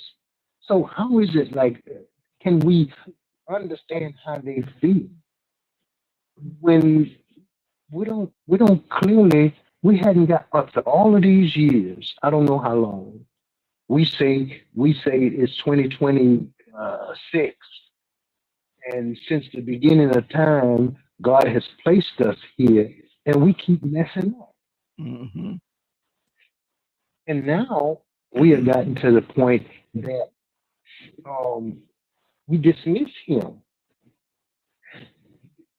and we do our own thing, even in our relationships, to the point where there's some women, and men, they don't want a woman or a man. They want a man for a man. I'm sorry. That's just the society we live in. And we said, I'm tired of women, so you get you another woman to conduct themselves as a man. Even to the point where you fabricate the whole process. Did I say something wrong? You ain't said that wrong, but I'm going to put you in that corner over there. I'm going to put you in that corner over. You ain't said that wrong, but I'm about to put you in that corner over there, though. You know that? If I keep talking, you might, because reality gonna set in. Okay, well, let's stop right here. And cause us to, yeah, we're gonna say it. Okay, all right. I'm just saying. Chris can explain it better than that. Mr. Hicks definitely can. I'm just saying. Good deal. Let's anybody else have anything they want to say before we move on to the next? Now, I ain't gonna tell you now. Yes, sir. Raheem, before we walk away from this, and I know a lot of y'all have military background, but when you go to the gun range and you take, I want to title this Destination on Purpose. So a lot of us arrive at places just by the seat of our pants. We find ourselves in places and how did I get here? But I'm going to give you destination on purpose. When you go to a gun range and you might take your rifle, your goal should be to hit the target. Not necessarily from the very beginning to hit the bullseye. You want to hit the target. And then once you consistently hit the target, now you want to calibrate your rifle so that you hit the bullseye. So you're hitting it to the right a little bit. You see where you're at. You take your next shot and you're getting closer to the bullseye. And you begin to calibrate your rifle. And then before you know it, all of your shots are right on the bullseye. That's destination on purpose. You did that. You had a plan and you did it on purpose. I use that same method in my marriage. When I married my wife, the goal was to marry her. Okay, I proposed. She said yes. We got married. Now I hit the target. Now I begin to calibrate that relationship. Because, see, I want to hit the bullseye. So I begin to do things. I begin to pay the bills on time. I make sure that, I'm coming home when I get off of work. I'm making sure that I'm picking up after myself. So I'm calibrating that relationship, and I'm getting closer and closer to the bullseye. Now, we were at a function with a lot of our friends about a month ago. And me and my wife are sitting there, and she's hugging me and being silly. And this woman walked by, and she said, "Girl, get off him. Don't nobody want your husband." And my wife said, "I do." Wow. And she was like, and she walked away. And my wife laughed at her and said, "She just need to get on away from my table." But see, that's destination on purpose. She didn't get there just by the seat of her pants. I began to calibrate that thing. And I constantly make sure I go to the range every day. I make sure that my personal hygiene is right. I make sure that, okay, how's she feeling about this cologne? Or my head is shaved, my mustache trimmed. I'm calibrating it because I'm trying to get somewhere and stay somewhere on purpose. But a lot of us don't care. And you find yourself where that relationship is falling apart. So it has to be destination on purpose, and you have to make sure, and I'm going to say this and I'm going to shut up.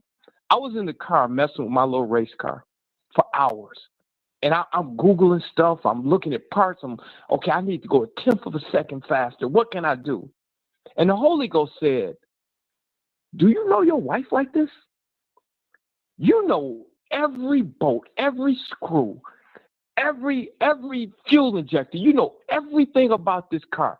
Do you put that type of time into your relationship where you know her that much?" And I had to be honest. I said, no. He said, "Well, put this down until you do." Wow, that's good. That's good.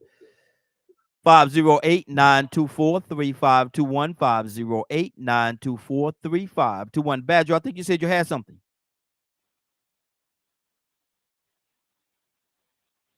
Badger, you there? Badger, wake up and go to sleep. Christopher O'Quady, talk to me, sir.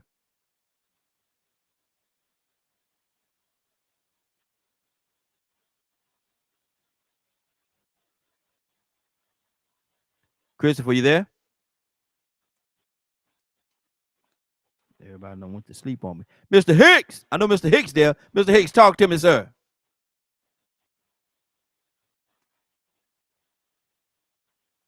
Can y'all hear me?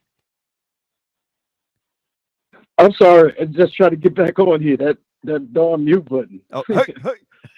The one thing I want to say that is scientific.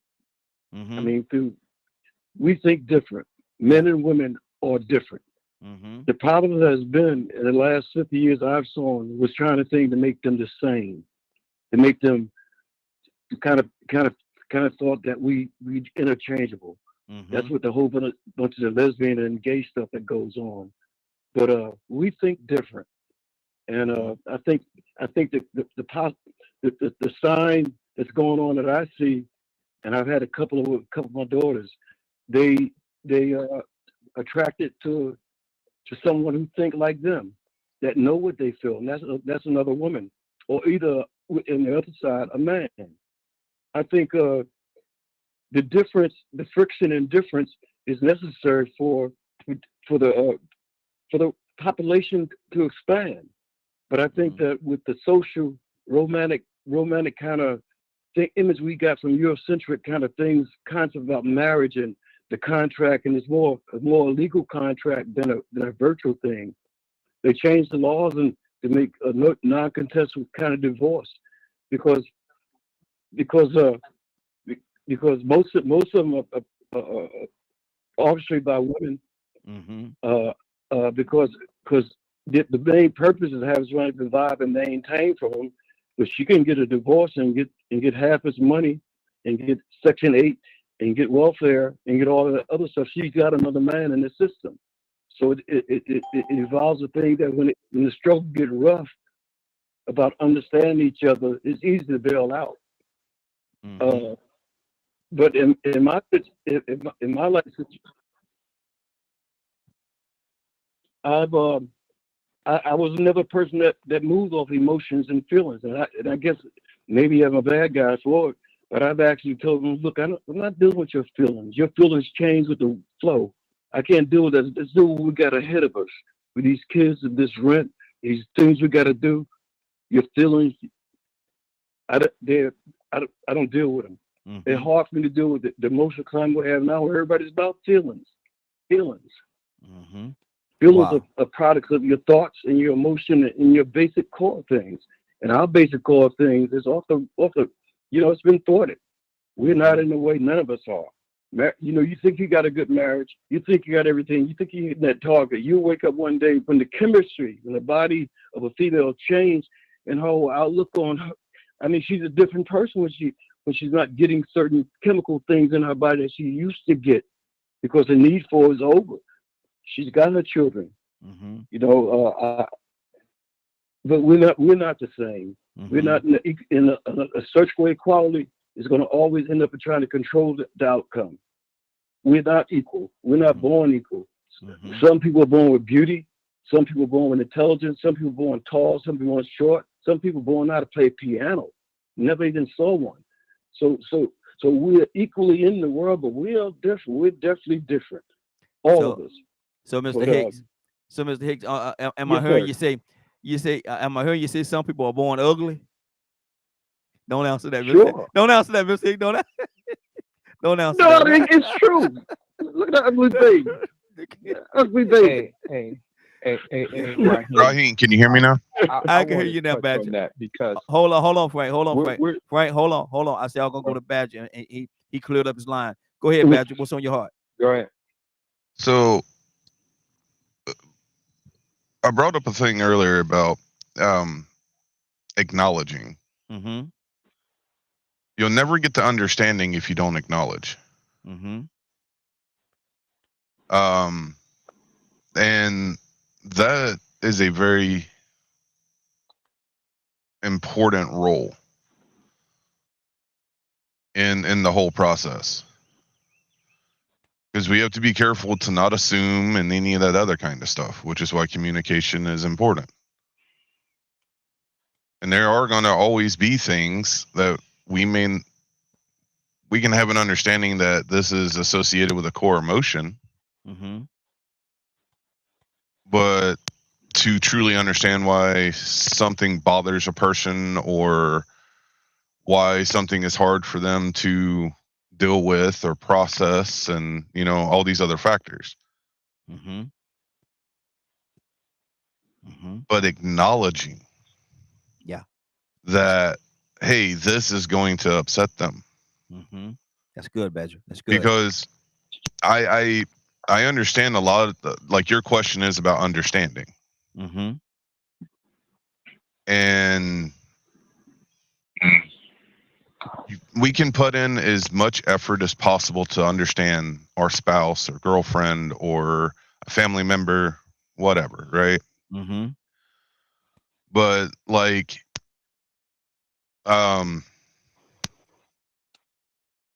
here's the best example I can think of off the top of my head.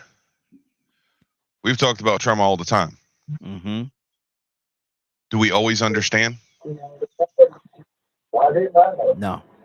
Do we've talked about suicide on here. Mm-hmm. Do we even acknowledge when a person is going through that stuff? So how can we get to the understanding if we truly don't develop the mindset of acknowledging how another person feels? I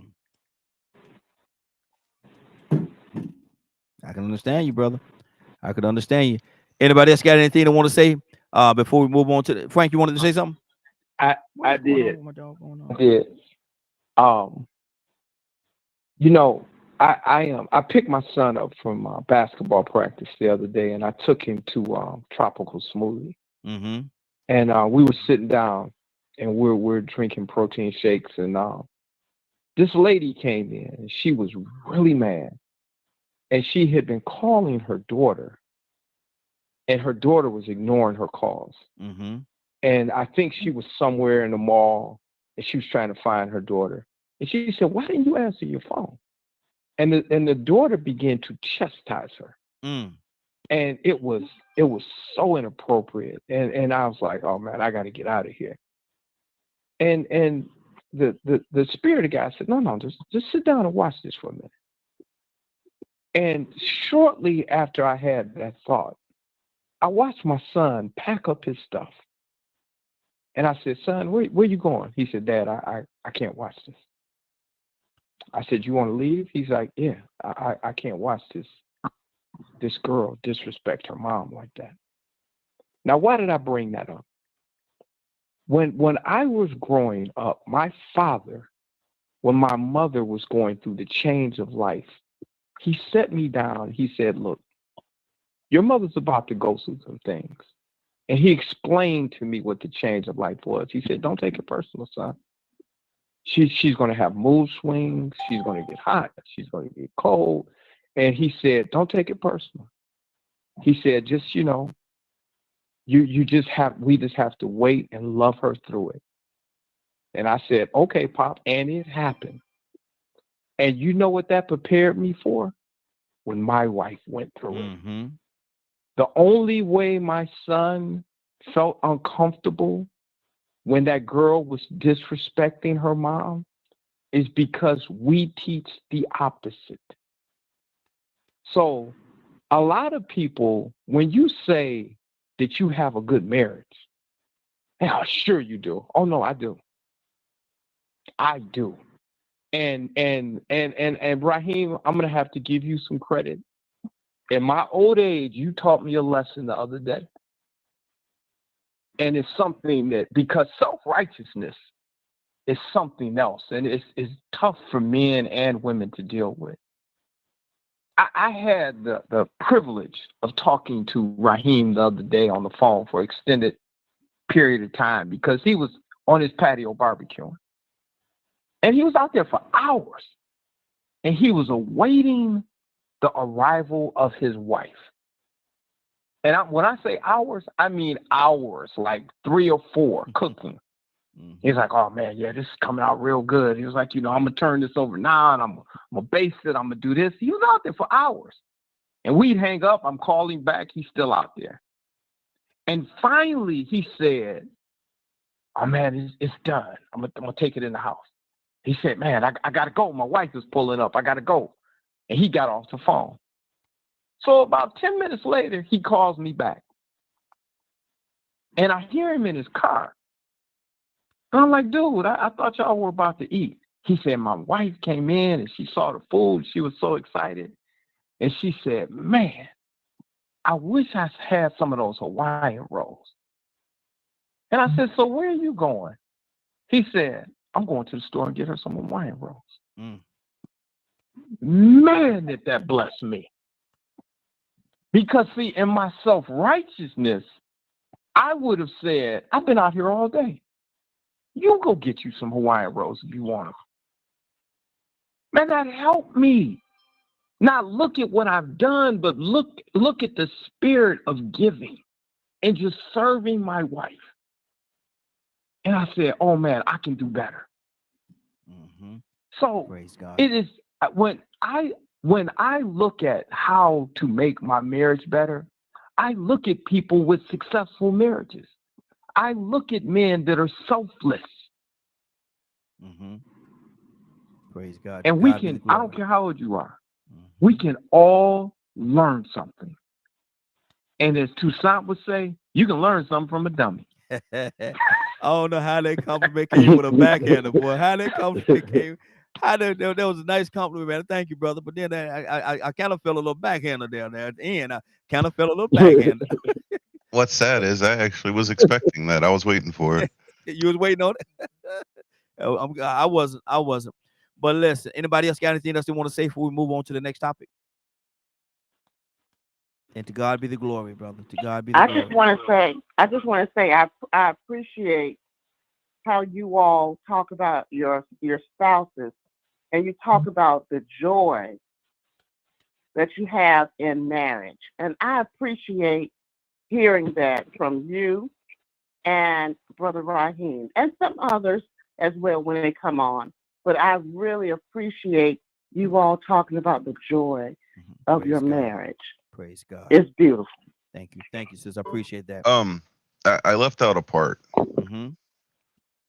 about acknowledgement and acknowledging. A lot of times when a person doesn't feel acknowledged, why would they share how they feel to begin with? That's good. That's good. Well, can I speak a little bit to that? Absolutely. I guess I feel like that. You know, you can.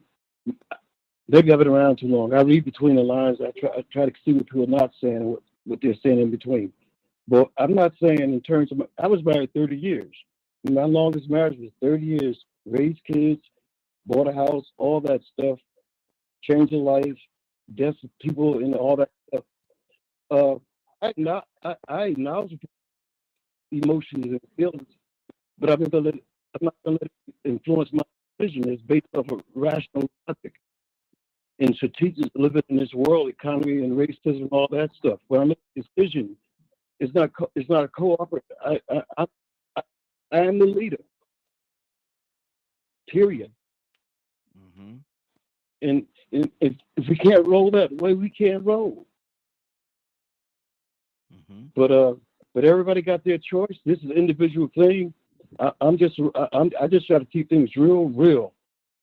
I mean, real straight, and it cuts and it hurts folks, and that's just how it is.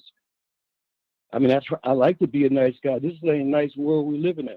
People don't do nice things. I was looking on YouTube about these women that are killing kids and killing their finding babies in the refrigerator, killing their husbands and all this stuff. There's a change going on now. I mean, the woman ain't the bag. She's not the goal with me. I remember one time in the conversation with my wife, I was trying to really explain to her. I said, baby, you trying to ask me to give you things I can't give you. You got to develop your relationship with the Creator, with God, with Allah, however you saying it, and get him to heal this thing, because I can't. That ain't my job. You got to develop a personal relationship of your strength with the Creator. And I'm not the example for that. You got to study, you got to research, but I'm not going to take on that weight. I try to keep you in line, keep you satisfied, to keep you loyal. If you're not loyal, you're going to show yourself and we'll make decisions going that way. But I'm not bowing to any man or any woman. Only bow to the Creator. Good deal. And I guess, okay, yes, sir. Okay. Let me see. Anybody else have anything else? I got this video. I want to play this video. It's going to transition us to our next conversation. Anybody else have anything they want to say on this one before we conclude this part of the conversation? So Raheem, before we leave, for the people that aren't married that are out there, then you just talk, I do want to say that. Then you just talk, I do want to say that. Okay, go ahead. I did, but Okay. I do want to say this on response to what was just said. If you're going to be the head of a household, and you're going to, and I love the word head instead of leader. If you're going to be the head of a household, being the head of the household is to be the example. So if there's anything lacking in that household, whether it is love, compassion, patience, I never make my plate until everybody in my house has made their plate. Because if there's going to be a shortage, I'm going to experience it. Because I'm the head, I am the example. So if that household is short on love or patience, I'm going to show more love and more patience because I am the head. I am the example. I'm not the dictator. I'm nobody's boss. All I am is to look at me. You look at my life, and that should be an example, especially for my 4 boys, of how you should move. It would be easy for me to make people do things, but that's not even a good leader. You want people to follow you because they believe in you, not because you can simply make them or dictate what they do. Those are dictators. Good deal. Good deal. Toussaint, you wanted to say something? Yeah. Can you hear me, Raheem? Yes, sir. One thing about it is we are all individuals. And I'm going to say this, I think I said it before.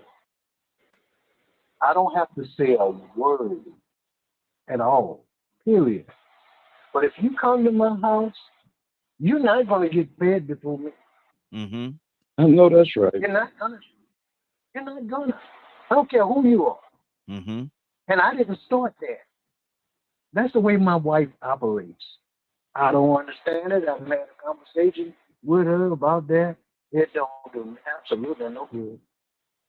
I don't even know if I deserve it. But you're not gonna talk about, well, let me fix Raheem. That's your buddy. Raheem, you're not going to eat for me. And I'm saying to myself, wait a minute, we got guests in the house. She ain't studying y'all. Yeah. I didn't start that. She operates like that. And why I said that is because everybody's different. Your relationship, I promise you, is not like mine. So when you say something, it's not a definite. It's not cookie cutter. We learn from our experiences with the person we involved with. I probably could not operate, or my wife probably couldn't, in a relationship like yours. We'll be dysfunctional, for real. And you come to my house and you say, I wish you would go in my refrigerator. That's my partner. I wish you would. I guarantee you won't be that long. I had a bishop. Man. I was in church. I think it was Bible study. We was in church and everything, and he was saying that man, I'm gonna come. Some of y'all ain't doing like y'all supposed to do. What I'm gonna do? I'm gonna come to y'all house and I'm gonna see what's in y'all refrigerators. Some of y'all must be drinking. Some of y'all must be doing this. I'm gonna come to your house. I'm gonna see what's in all y'all refrigerator. I said, Bishop, you might not want to come to my house and try to go on my refrigerator, but you come to my house and sit down. You can come out, have a seat. I give you a place to sit. But you ain't. I said, Bishop, you ain't gonna go here. You ain't gonna be going to my refrigerator now. You ain't gonna be doing all that now. You're overstepping yourself now, Bishop. I gotta do. I ain't gonna say what I said next, but but that ain't gonna that can't happen. Who just came in? Raheem? Yes. what about the people that saying as they listen to this conversation that I'm not looking for a relationship. All I need is somebody to partner with so we can make that money. You got some out there that's like that, man, and unfortunately, that's not who we're talking to today. That's not who we're talking to.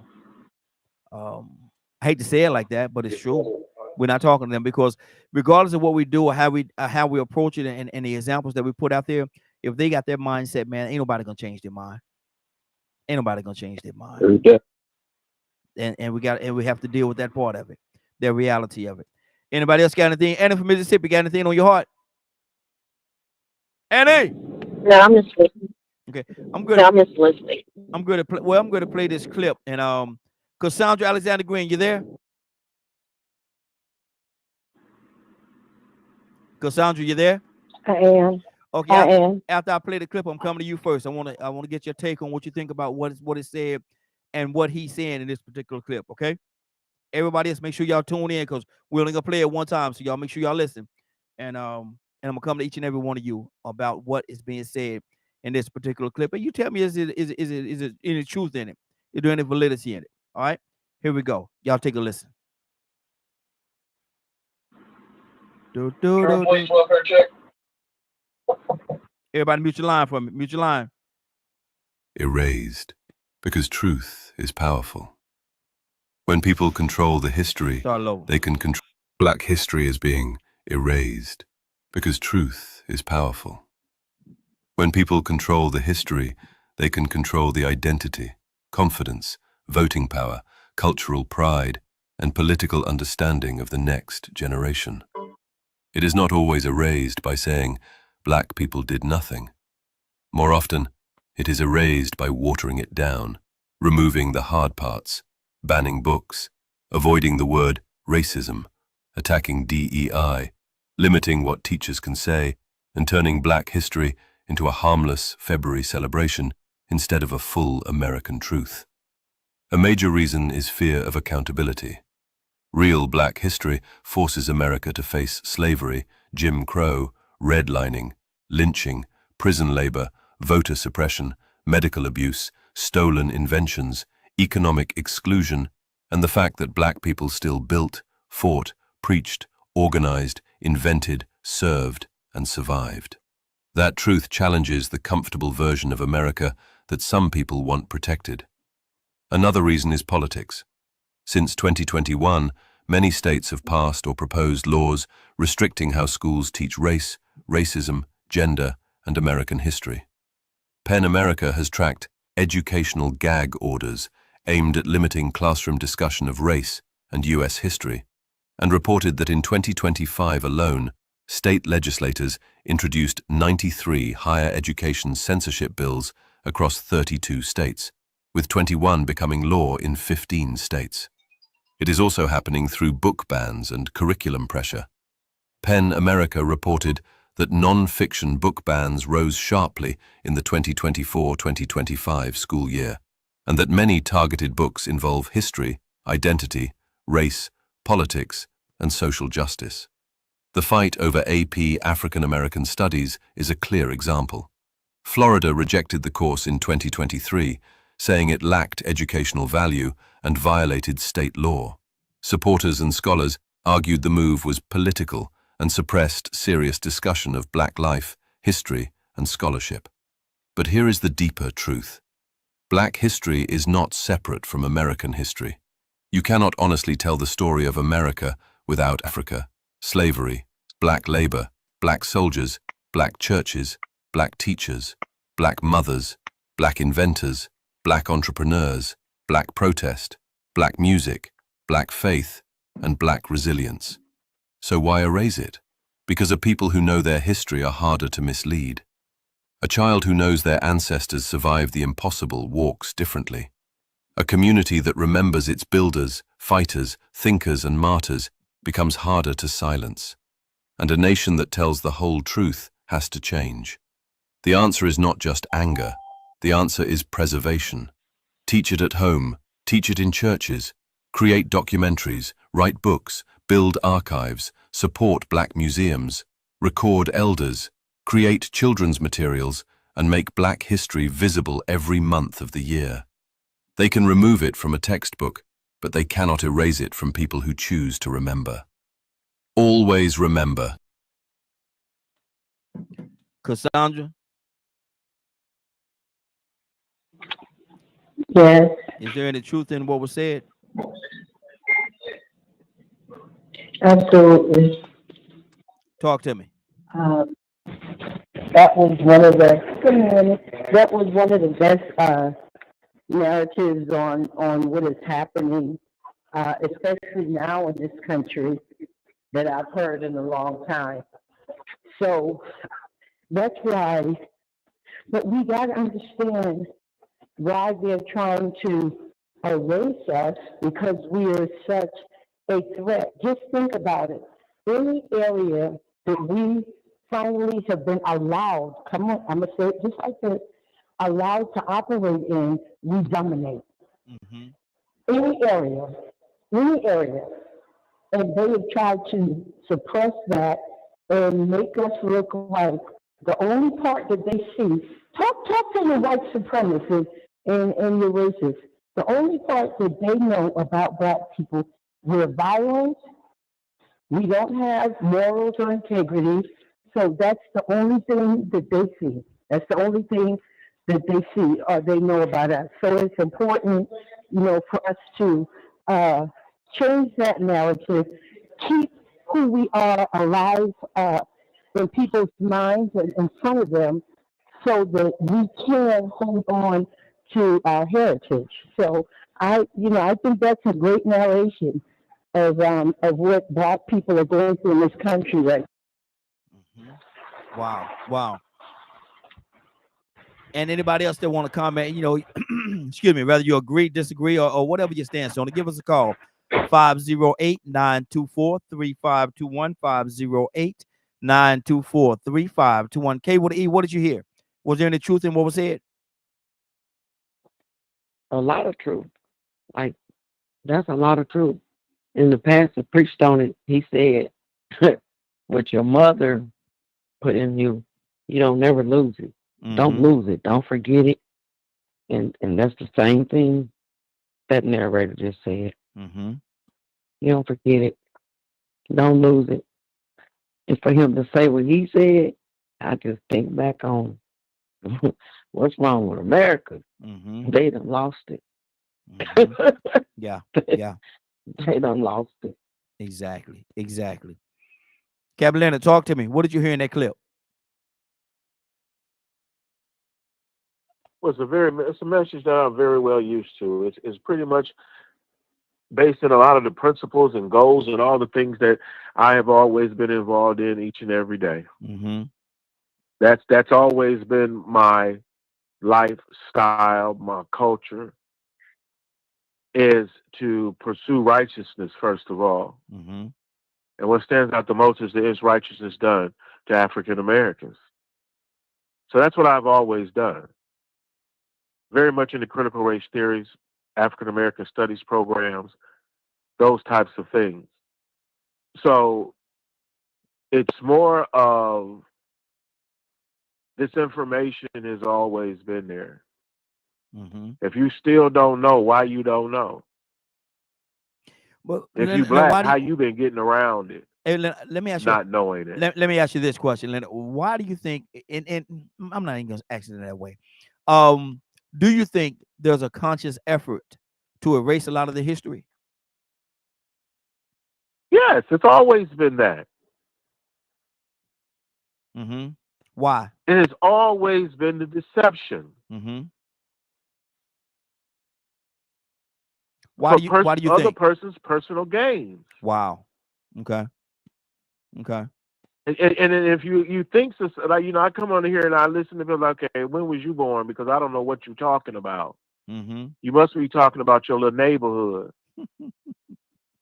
There's a whole big old world out here. Mm-hmm. And for you to even make the assumption that the only thing that exists is just where you at, is very narrow-minded. Yeah. So this is why I push education.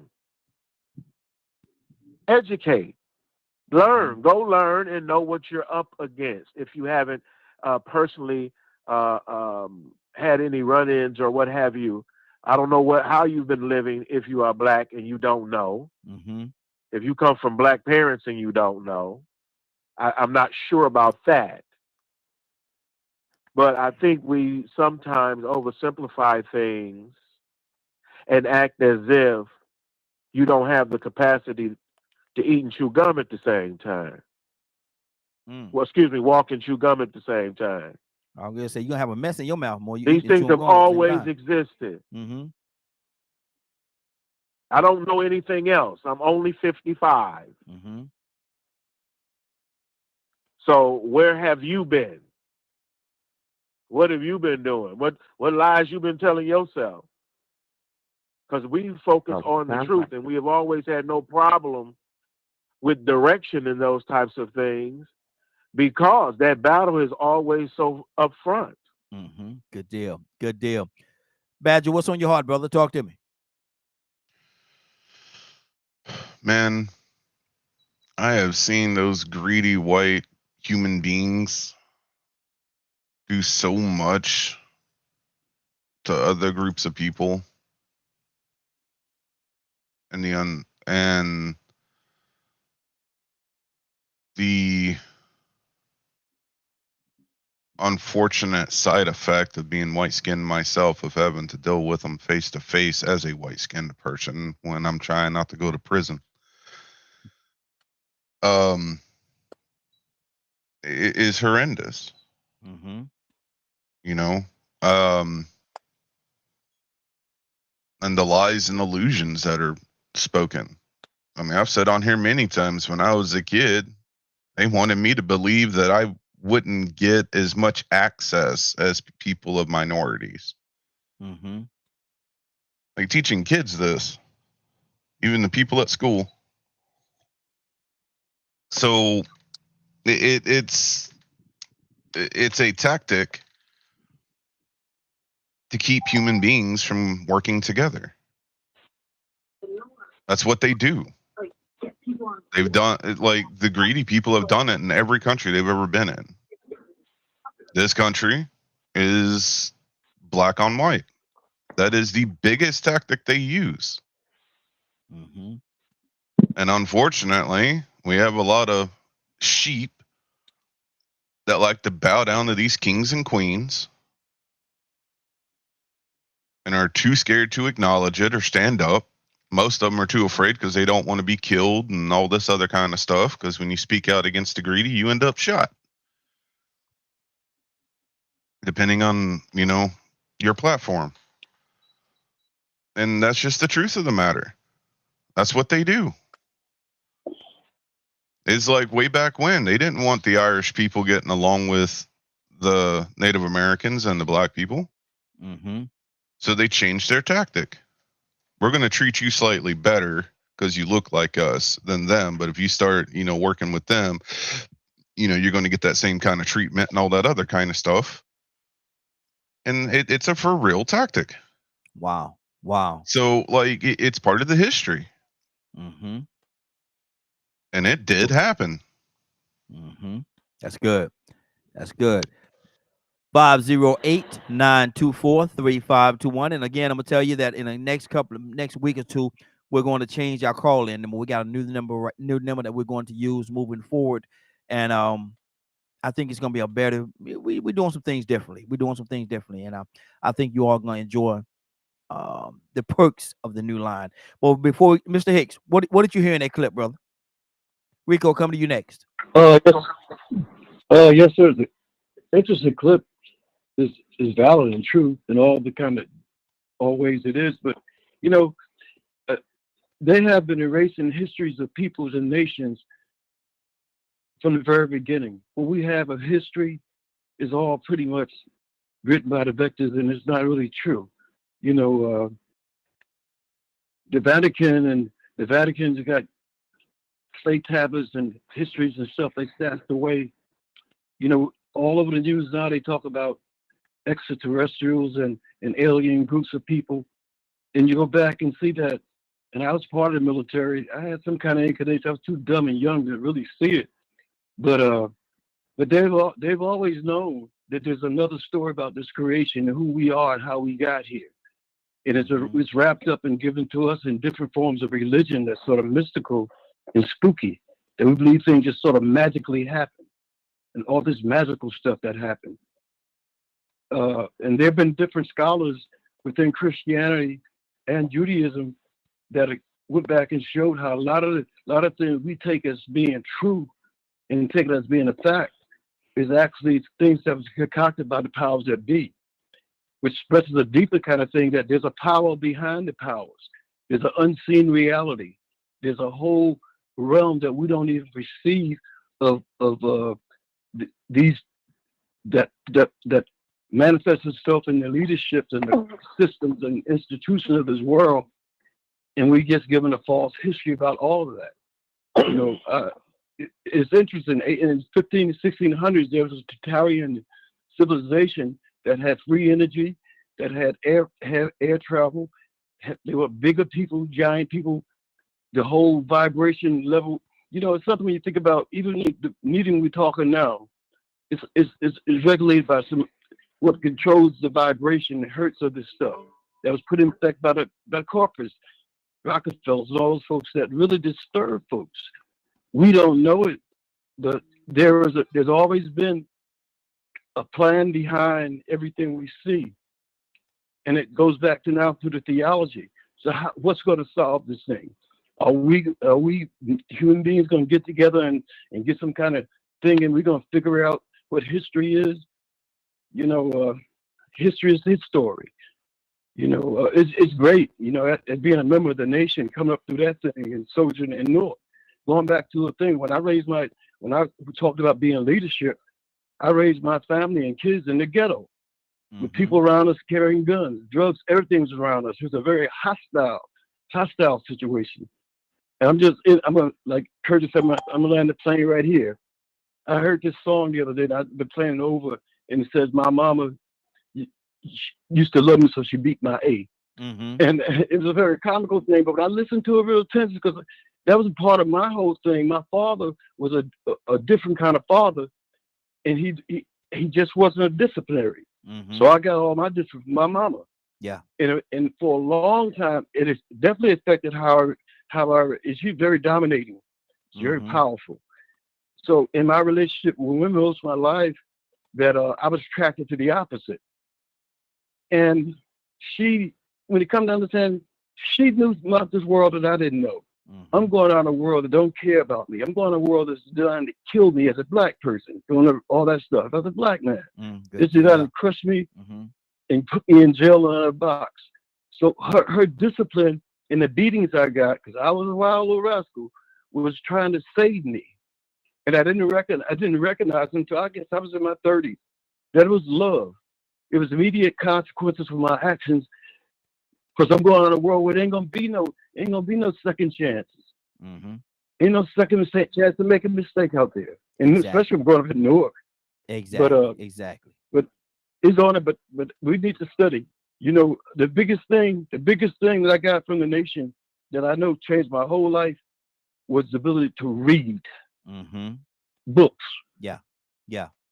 That's good. Let me go to Rico. What's on your heart, brother? Did you hear the clip? No, I didn't hear it. Well, it's talking about how they're trying to erase Black history. They're trying to erase Black history and take it away and just act as if, you know, nothing happened. It didn't exist.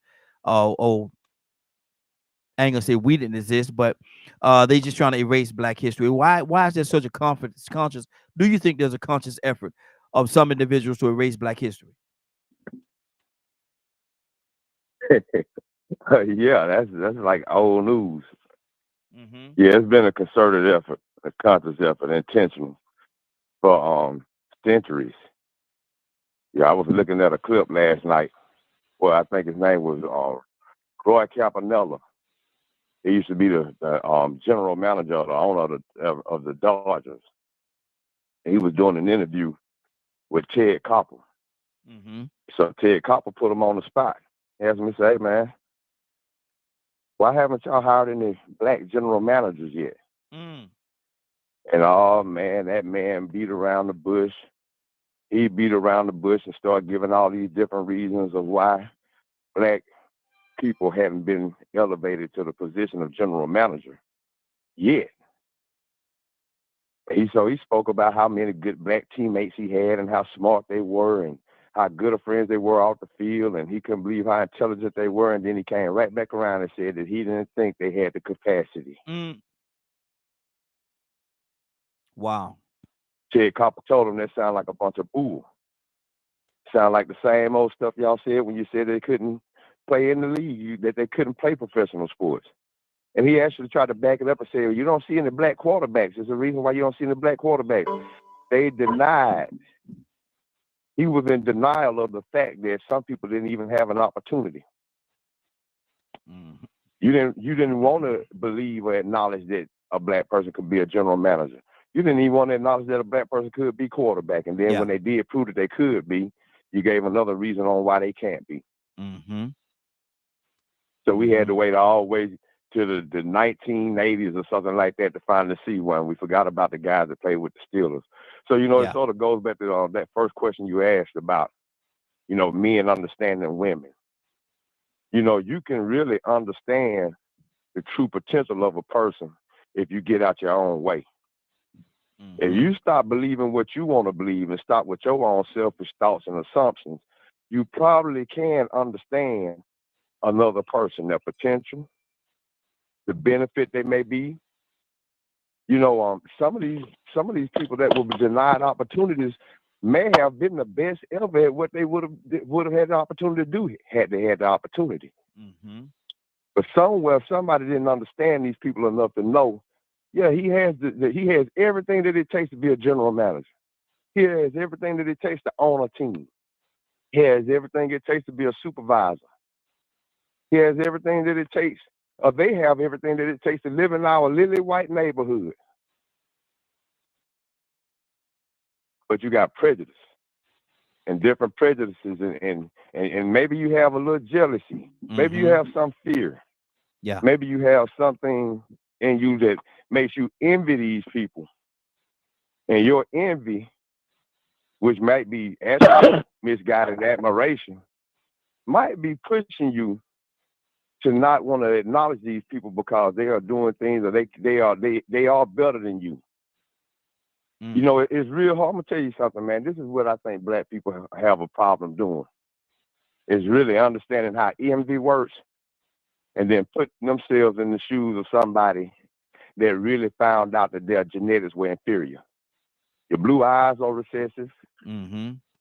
Your blonde hair is recessive. Your white skin is recessive.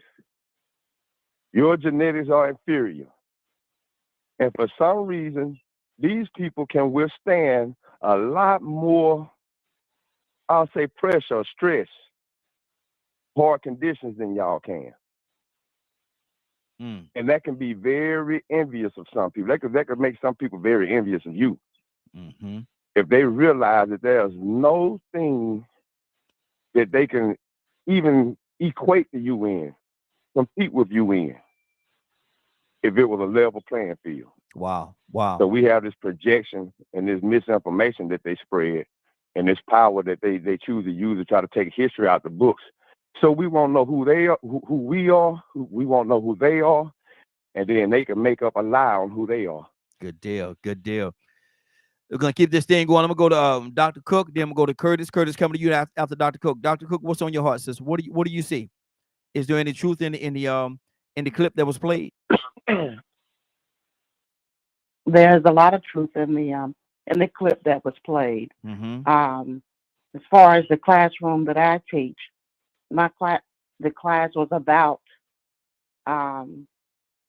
history, and so now our platform, we can't use certain words on our platform, and then also we really can't talk about slavery or a lot of the things that occurred um, a lot of historical things that have occurred. Um, and it's very, very unfortunate that that has occurred, that has come to this time.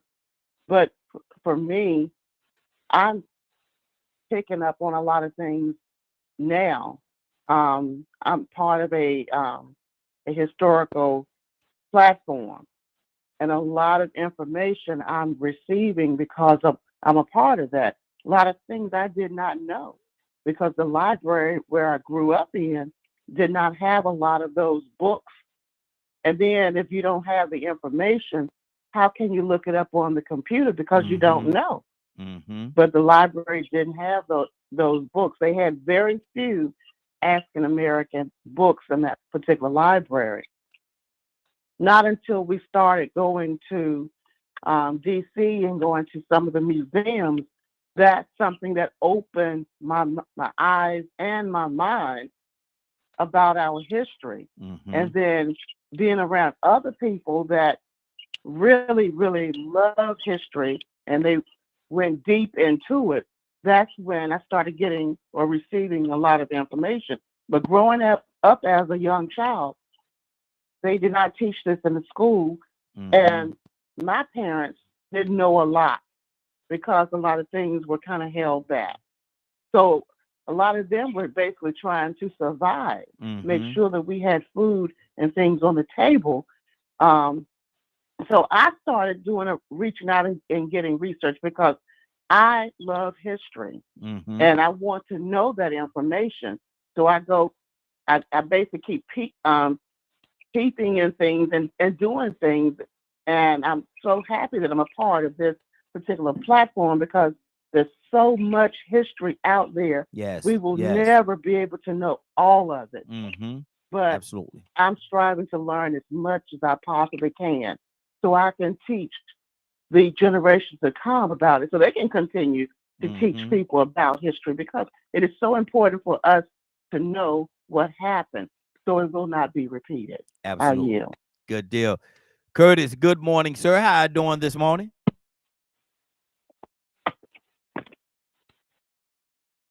Curtis Hey, McNeil. morning, Raheem. There you go. There you go. Morning, Glow. What's going on, yo? Hey, good to have you, brother. Good to have you, man. Did you see the clip? Did you hear the clip I played? No, I didn't hear it. I didn't hear it. Okay, it's based on I didn't. do you think there is a conscious effort for certain individuals to erase Black history? Absolutely. Absolutely. Talk to me. I mean, the whole idea is power and control.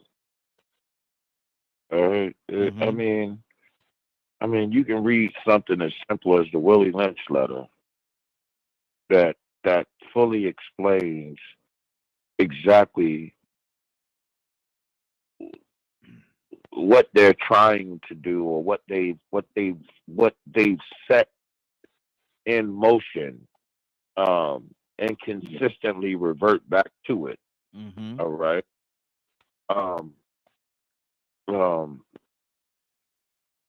The sad reality is this: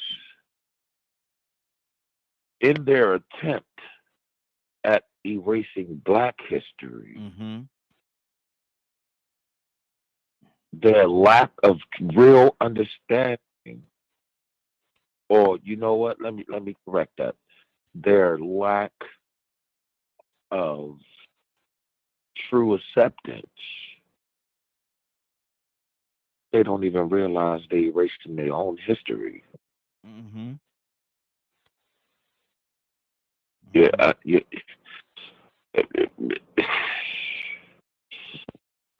Listen, I'm trying my best to be nice. Why? Because this is a Christian and jazz platform. Big word, Christian.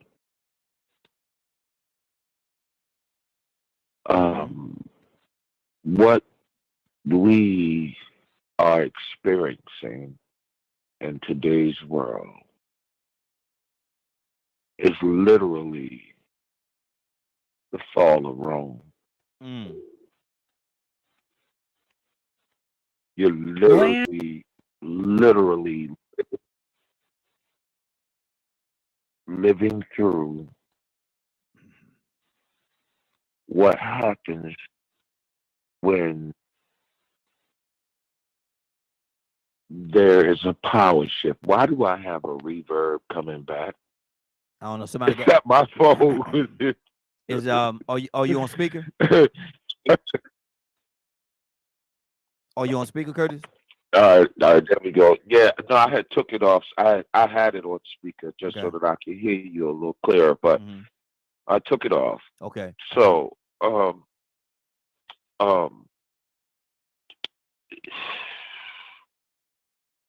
we are literally being led by Nero. We literally watching him set the fires. And because it is connected to this boogeyman, I don't know. Oh God, man, you asking me that, man? I've been going so many different directions. I don't know if you paid it any attention, or if anybody on this panel paid it any attention. But when you talk about Black history, right? And you pay attention to what's going on now, right? And you pay attention to what's been going on for the last, we can say the last 30 years. How has this man, what's one tactic that this man has used to keep us down, or to keep us back, or to keep us ignorant, or keep us out of the loop? He has always provided us as the boogeyman to a group of people. Is it safe for us to say that? Is it safe for me to say that, right? Oh, yeah. Okay. So, what happens when what happens when people no longer fear the boogeyman? Or when people find out that the boogeyman is actually the better man? Wow. Stay right there, Curtis. That's good. Stay right there. Let's keep this thing going. Brother Pete, good morning, sir. How you doing this morning?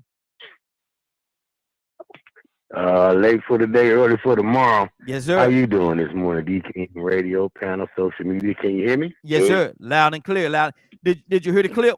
Did you hear the clip I played? I heard the clip, and I'm hearing the narrative. The Bible say God throw your sins into the sea of forgetfulness or something like that, right? Don't it say that? Yes. Okay. So who wants to be reminded of their lowest, their worst? How do you get up in the morning when you realize you come from a form of being that is indescribable in its worst form? You are the chief master of all that could be conceived to be worse.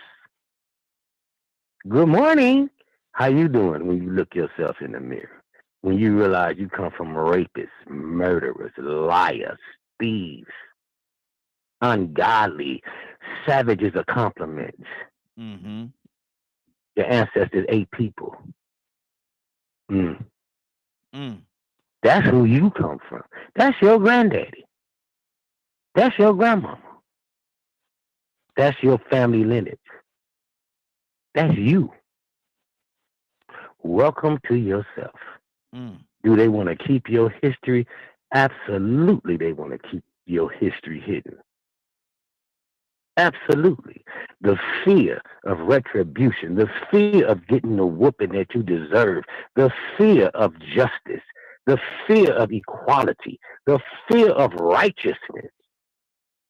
See, when you earn a position, not when somebody want to give it to you in revenge or hatred, but when you have done the labor, does that same book not say, the workman is worthy of his labor, the reward that you are due.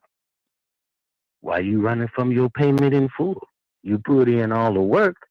You don't want to be fully compensated. Absolutely. Absolutely. Truthfully, factually, yes. They want to hide the truth of who these magnificent people are in their pure essence. It's bad in all genders, races, blah, blah, blah, blah, blah, yes. But the natural essence of who you are as a people is beautiful. That's good. And they've thrown everything to try to change you into something else. And we too often support it. But absolutely they want to deny and hide and conceal and not reveal. Because looking in the mirror, when you have to face yourself and realize what you are. Wow. Welcome home to your worthless, miserable self. That's good. That's good. Toussaint, you've been quiet for a minute, brother. Talk to me. Well, Raheem, if we're supposed to stay on mute, till you call our name, what you think of it? Well, you did good, brother. You did good. You did real good. I know you heard the clip, Toussaint. Was there any truth in the clip? And are they trying to erase Black history? Well, Black history, American history, would tell you that, and kind of would be embarrassed to all of the cruelty that has been done to people that has excelled in every manner and been the hands-on to build. And then they have the nerve, come on, to excel in every area that you have said that they was too stupid to do, to be even involved in. You look at from wherever you want to go, any entity in this country, you take a slave and give him an opportunity, finally, and I be doggone here up front. How you do that? That's shameful. To please do not let it be said about the cruelty that grandma and great grandfather and great grandmother has taken the opportunity because they felt, I don't know what you call it, so superior to their property. You know, cattle, dogs, you know, the y'all have to excuse me. He ain't gonna put me in the corner. Probably in a minute. Them monkeys that ain't no good for but climbing on trees. Or now doctors and nurses and professors and mayors and governors and presidents and whatever you want to say. The quarterbacks, you said they couldn't. They couldn't even play on the team. It's too ignorant and stupid and savages that know how to sit and shut up till they find out what they need to say in the professional realm, and then when they speak, they say something that kind of blows your mind. And then not only that, we've been doing these things so long, and now we find out that these monkeys invent things that we have never thought about. Now we got to take the things that they have created and we steal their patents. We steal it. We make promises that we have no intentions of keeping.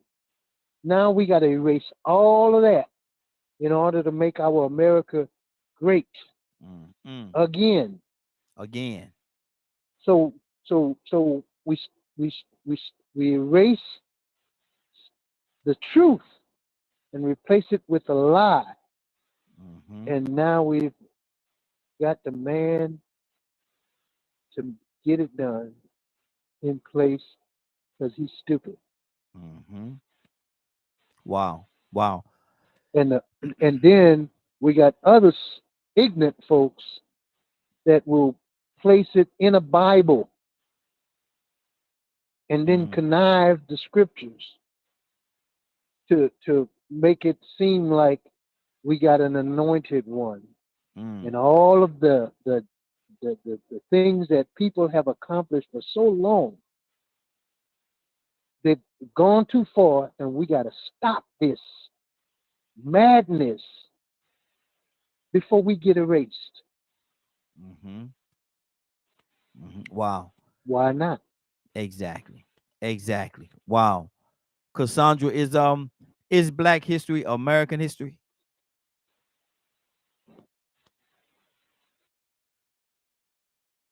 Cassandra?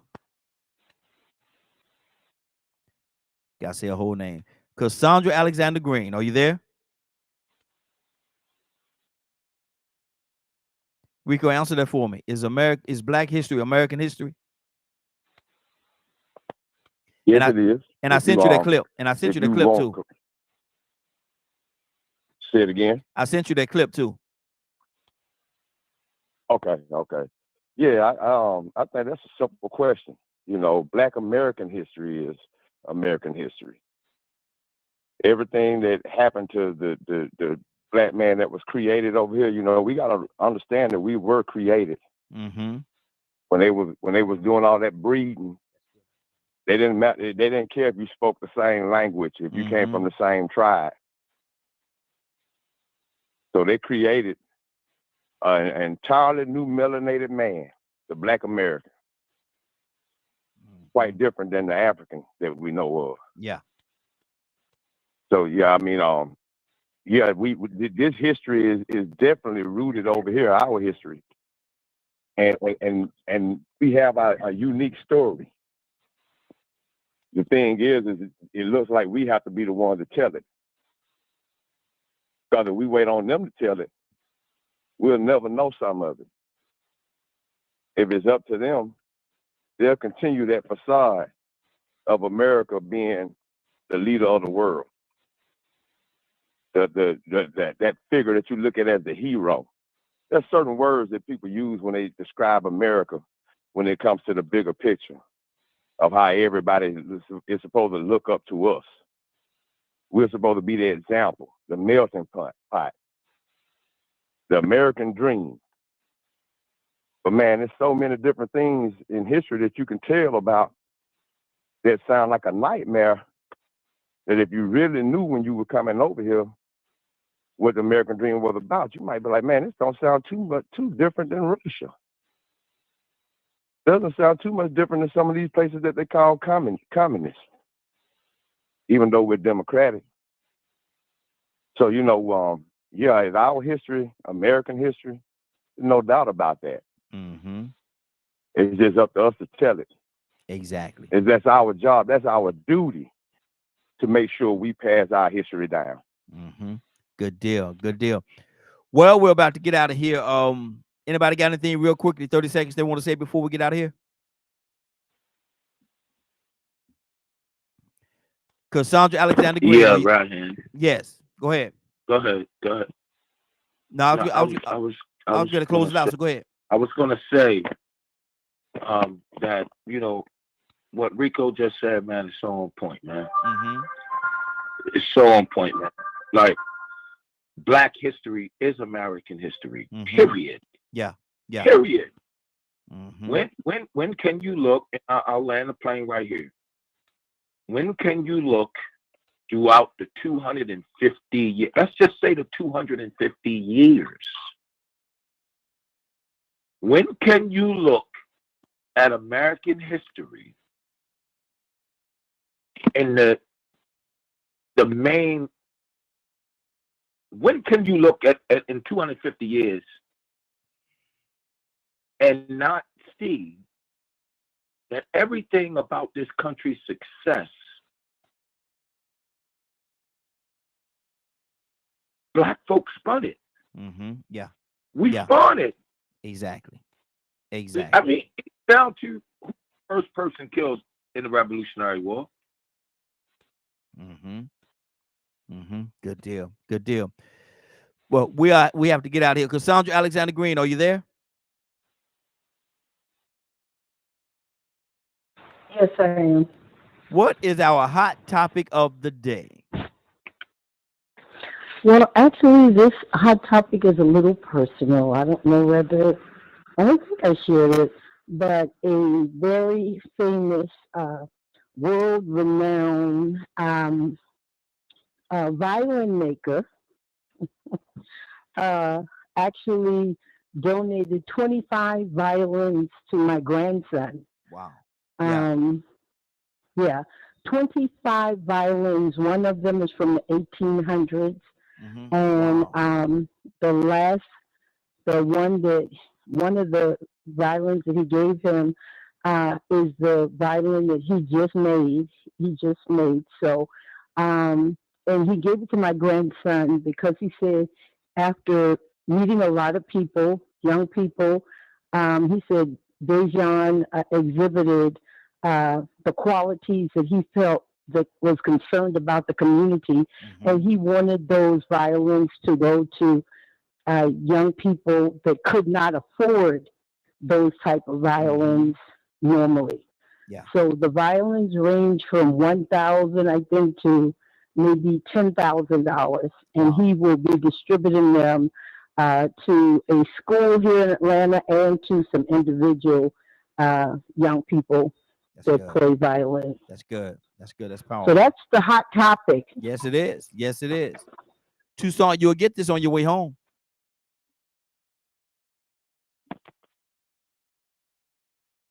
I got an excellent. You'll get that when you get home, but we never get it. Let me read it. Galatians 6:7. Be not deceived, God is not mocked. For whatsoever a man soweth, that shall he also reap. You're going to get that when you get home. Hey, you just Keep knocked on out. saying good morning. You just knocked out two. All right. You just knocked out two birds with one stone. Because that's going to be our word of the day right there. That's our word of the day. So you knocked out two birds with one stone. Now I'm going to go back to Cassandra. Cassandra Smiley joined this broadcast late, 8 o'clock, 8:30, 9 o'clock, even 9:30. And they say, Lord, they had a good conversation today. I wish that there was a way that I could hear it and hear it in its entirety. Are you able to help us out, Cassandra? We can actually help them. If you missed any part of the show and would like to see or hear it in its entirety, tune into dkmmediagroup.com at 3 p.m. Eastern Standard Time. Once again, if you missed any part of the show and would like to see or hear it in its entirety, tune into dkmmediagroup.com at 3 p.m. Eastern Standard Time. Good deal. Curtis, you hang out with us, brother. I'm going to let you, I want to get you to pray us out today. But right now, it's time for us to do our pledge. And everybody that's willing, we show-handed today, so y'all join in and say the pledge with me. Tucson, listening for you, brother. I will take this day. Take this day. I will take this day. And be the best that I can be. And be the best that I can be. Do the best that I can. Do the best that I can. And help as many people as I can to do the same thing. And help as many people as I can. To do the same To do the same thing. I promise to do it with love. I promise to do it with love. Compassion. Compassion. And the grace of God. And the grace of God. Grace of God. Giving him all the honor. giving him all the honor, all the praise, all the praise, all the praise, and all of the glory. and all of the glory. all of the glory. In the name of my Lord and Savior, Jesus the Christ. In the name of my Lord and Savior, Jesus Christ. Jesus the Christ. Amen, amen, and amen. Amen. Amen. Tucson, what did you hear, brother?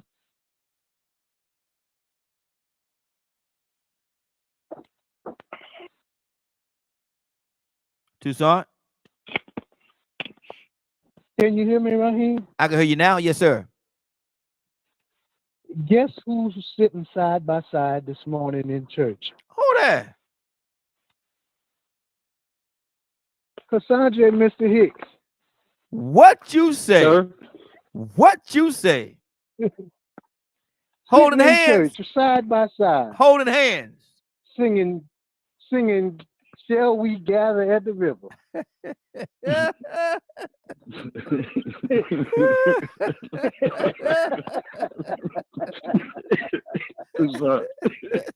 I'm sorry, Mr. Hicks. I couldn't resist. Good to hear from you, brother. Oh, sir. Rico, what did you hear? My brothers. Yes. Dollar had to welcome you back, didn't he, Mr. Hicks? Yes, sir. What I heard, man, I heard like a start of a Monday morning. And you know how Monday mornings are for people. Yeah. Yeah. I expect by the end of the week, it might get a little bit better. Good deal. Good deal. Curtis, are you ready? And everybody, please, we will be on tomorrow. We will be here tomorrow. So make sure y'all, if y'all can come on through, we definitely will be here tomorrow. We won't have Tuesday off. We'll be back. We're back on Tuesdays now. Hey, Curtis, can I get you the prayers out, brother? Sure. Curtis, somebody talking in the background. Curtis, are you ready? Yeah, I'm here. I'm here right here. Can you pray us out, sir? Absolutely. Absolutely. Let's all go. Hearts and minds open. Let's go to the throne of grace. Let's go. With all hearts and minds open, let's go to the throne of grace.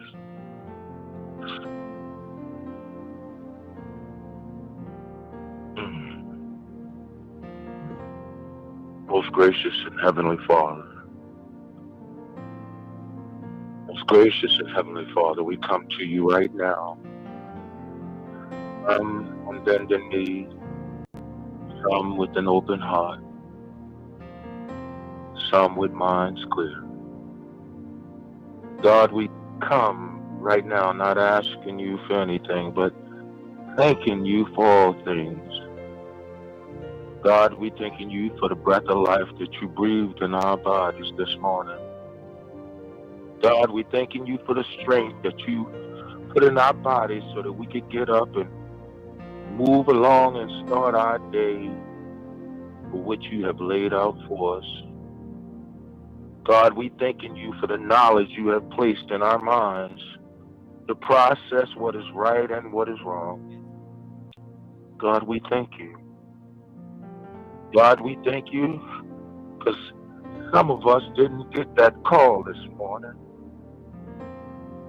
God, we thank you because you protected our children and our families while they slept. God, you stood at the foot of the bed as we slept and you told us not to worry, but to rest.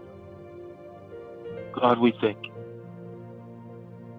God, we come just in perfect harmony with what your word says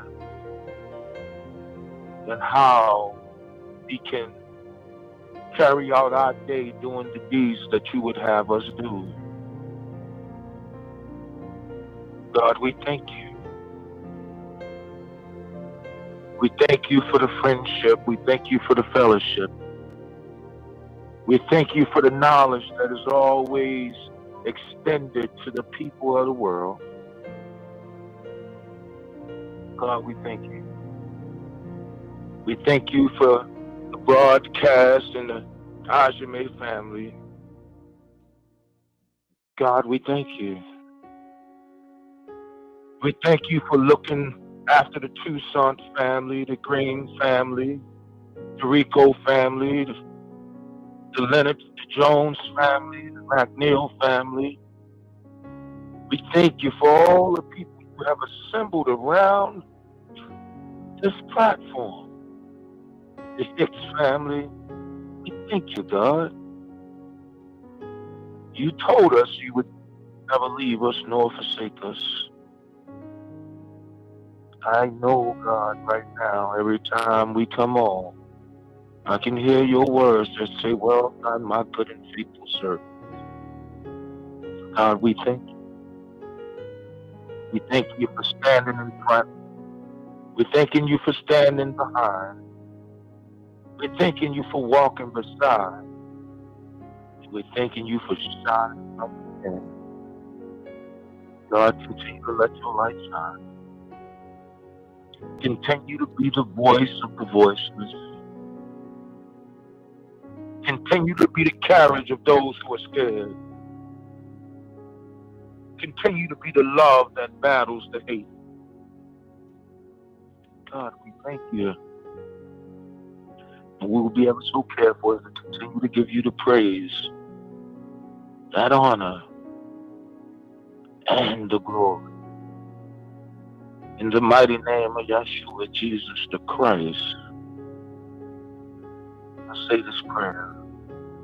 Let us all say amen. Amen. Amen. Lord. Amen. Yes, Lord. I want to thank everybody for joining us. More than that, I want to thank you for allowing DKM Media Group and Associates and the Morning Glow for being a part of your day. It is now, what time is it? 10:11. You're about to exit the Morning Glow. But before you go, I want you to do me two favors, if you will. One, I want you to continue to pray for us because we are certainly praying for each and every one of you. Number two, why this is real simple. I want you to go out there, find somebody, and give them a hug because you never know. It could be the only hug that they get, or it could very well be their last. Love you, and ain't nothing you could do about it. Have a great day and a better tomorrow. And we'll shine some of this light on you from the Morning Glow. Take it out there into this wicked and cruel world that we live in and let your light so shine. If you get an opportunity, give somebody some love. You just might find some love in return. Won't that be a beautiful thing? Have a great day. Take care of each other. And please, please, please be blessed. Give somebody some love and truth. They would appreciate it, and I'm sure that you would as well. Have a great day. Talk to you tomorrow morning, if God says the same. Have a great day, y'all. Love you. Be blessed. Welcome to the stage where hearts unfold in the morning glow, stories untold. Let's play with words, a masterpiece of art where dialogues bloom, igniting every heart. Let's tap into the ocean of thoughts where waves of healing gently salt. Let's paint with words, a masterpiece of art where dialogues bloom, igniting every heart. Let's dive into the ocean of thoughts where waves of healing gently sought. Together we'll mend, stitch by stitch in the morning glow. Let's make the switch. A symphony of voices, harmonizing the air, echoing truth, banishing despair. Let's sow seeds of unity, watch them grow in this garden of hope under the morning glow. Let's bridge the gaps, erase the line in the tapestry of hearts that love shine. With every word, a step we take towards a brighter dawn for all our sake. Welcome to the morning glow, where dreams take flight in this realm of possibilities. Let's unite, together we stand, hand in hand, healing the nation across the land.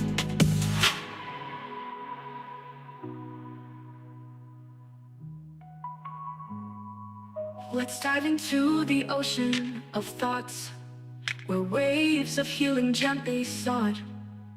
Together we'll mend, stitch by stitch, in the morning glow. Let's make the switch. Let's dive into the ocean of thoughts, where waves of healing gently sought. Together we'll mend, stitch by stitch, in the morning glow. Let's make the switch. Let's symphony of voices.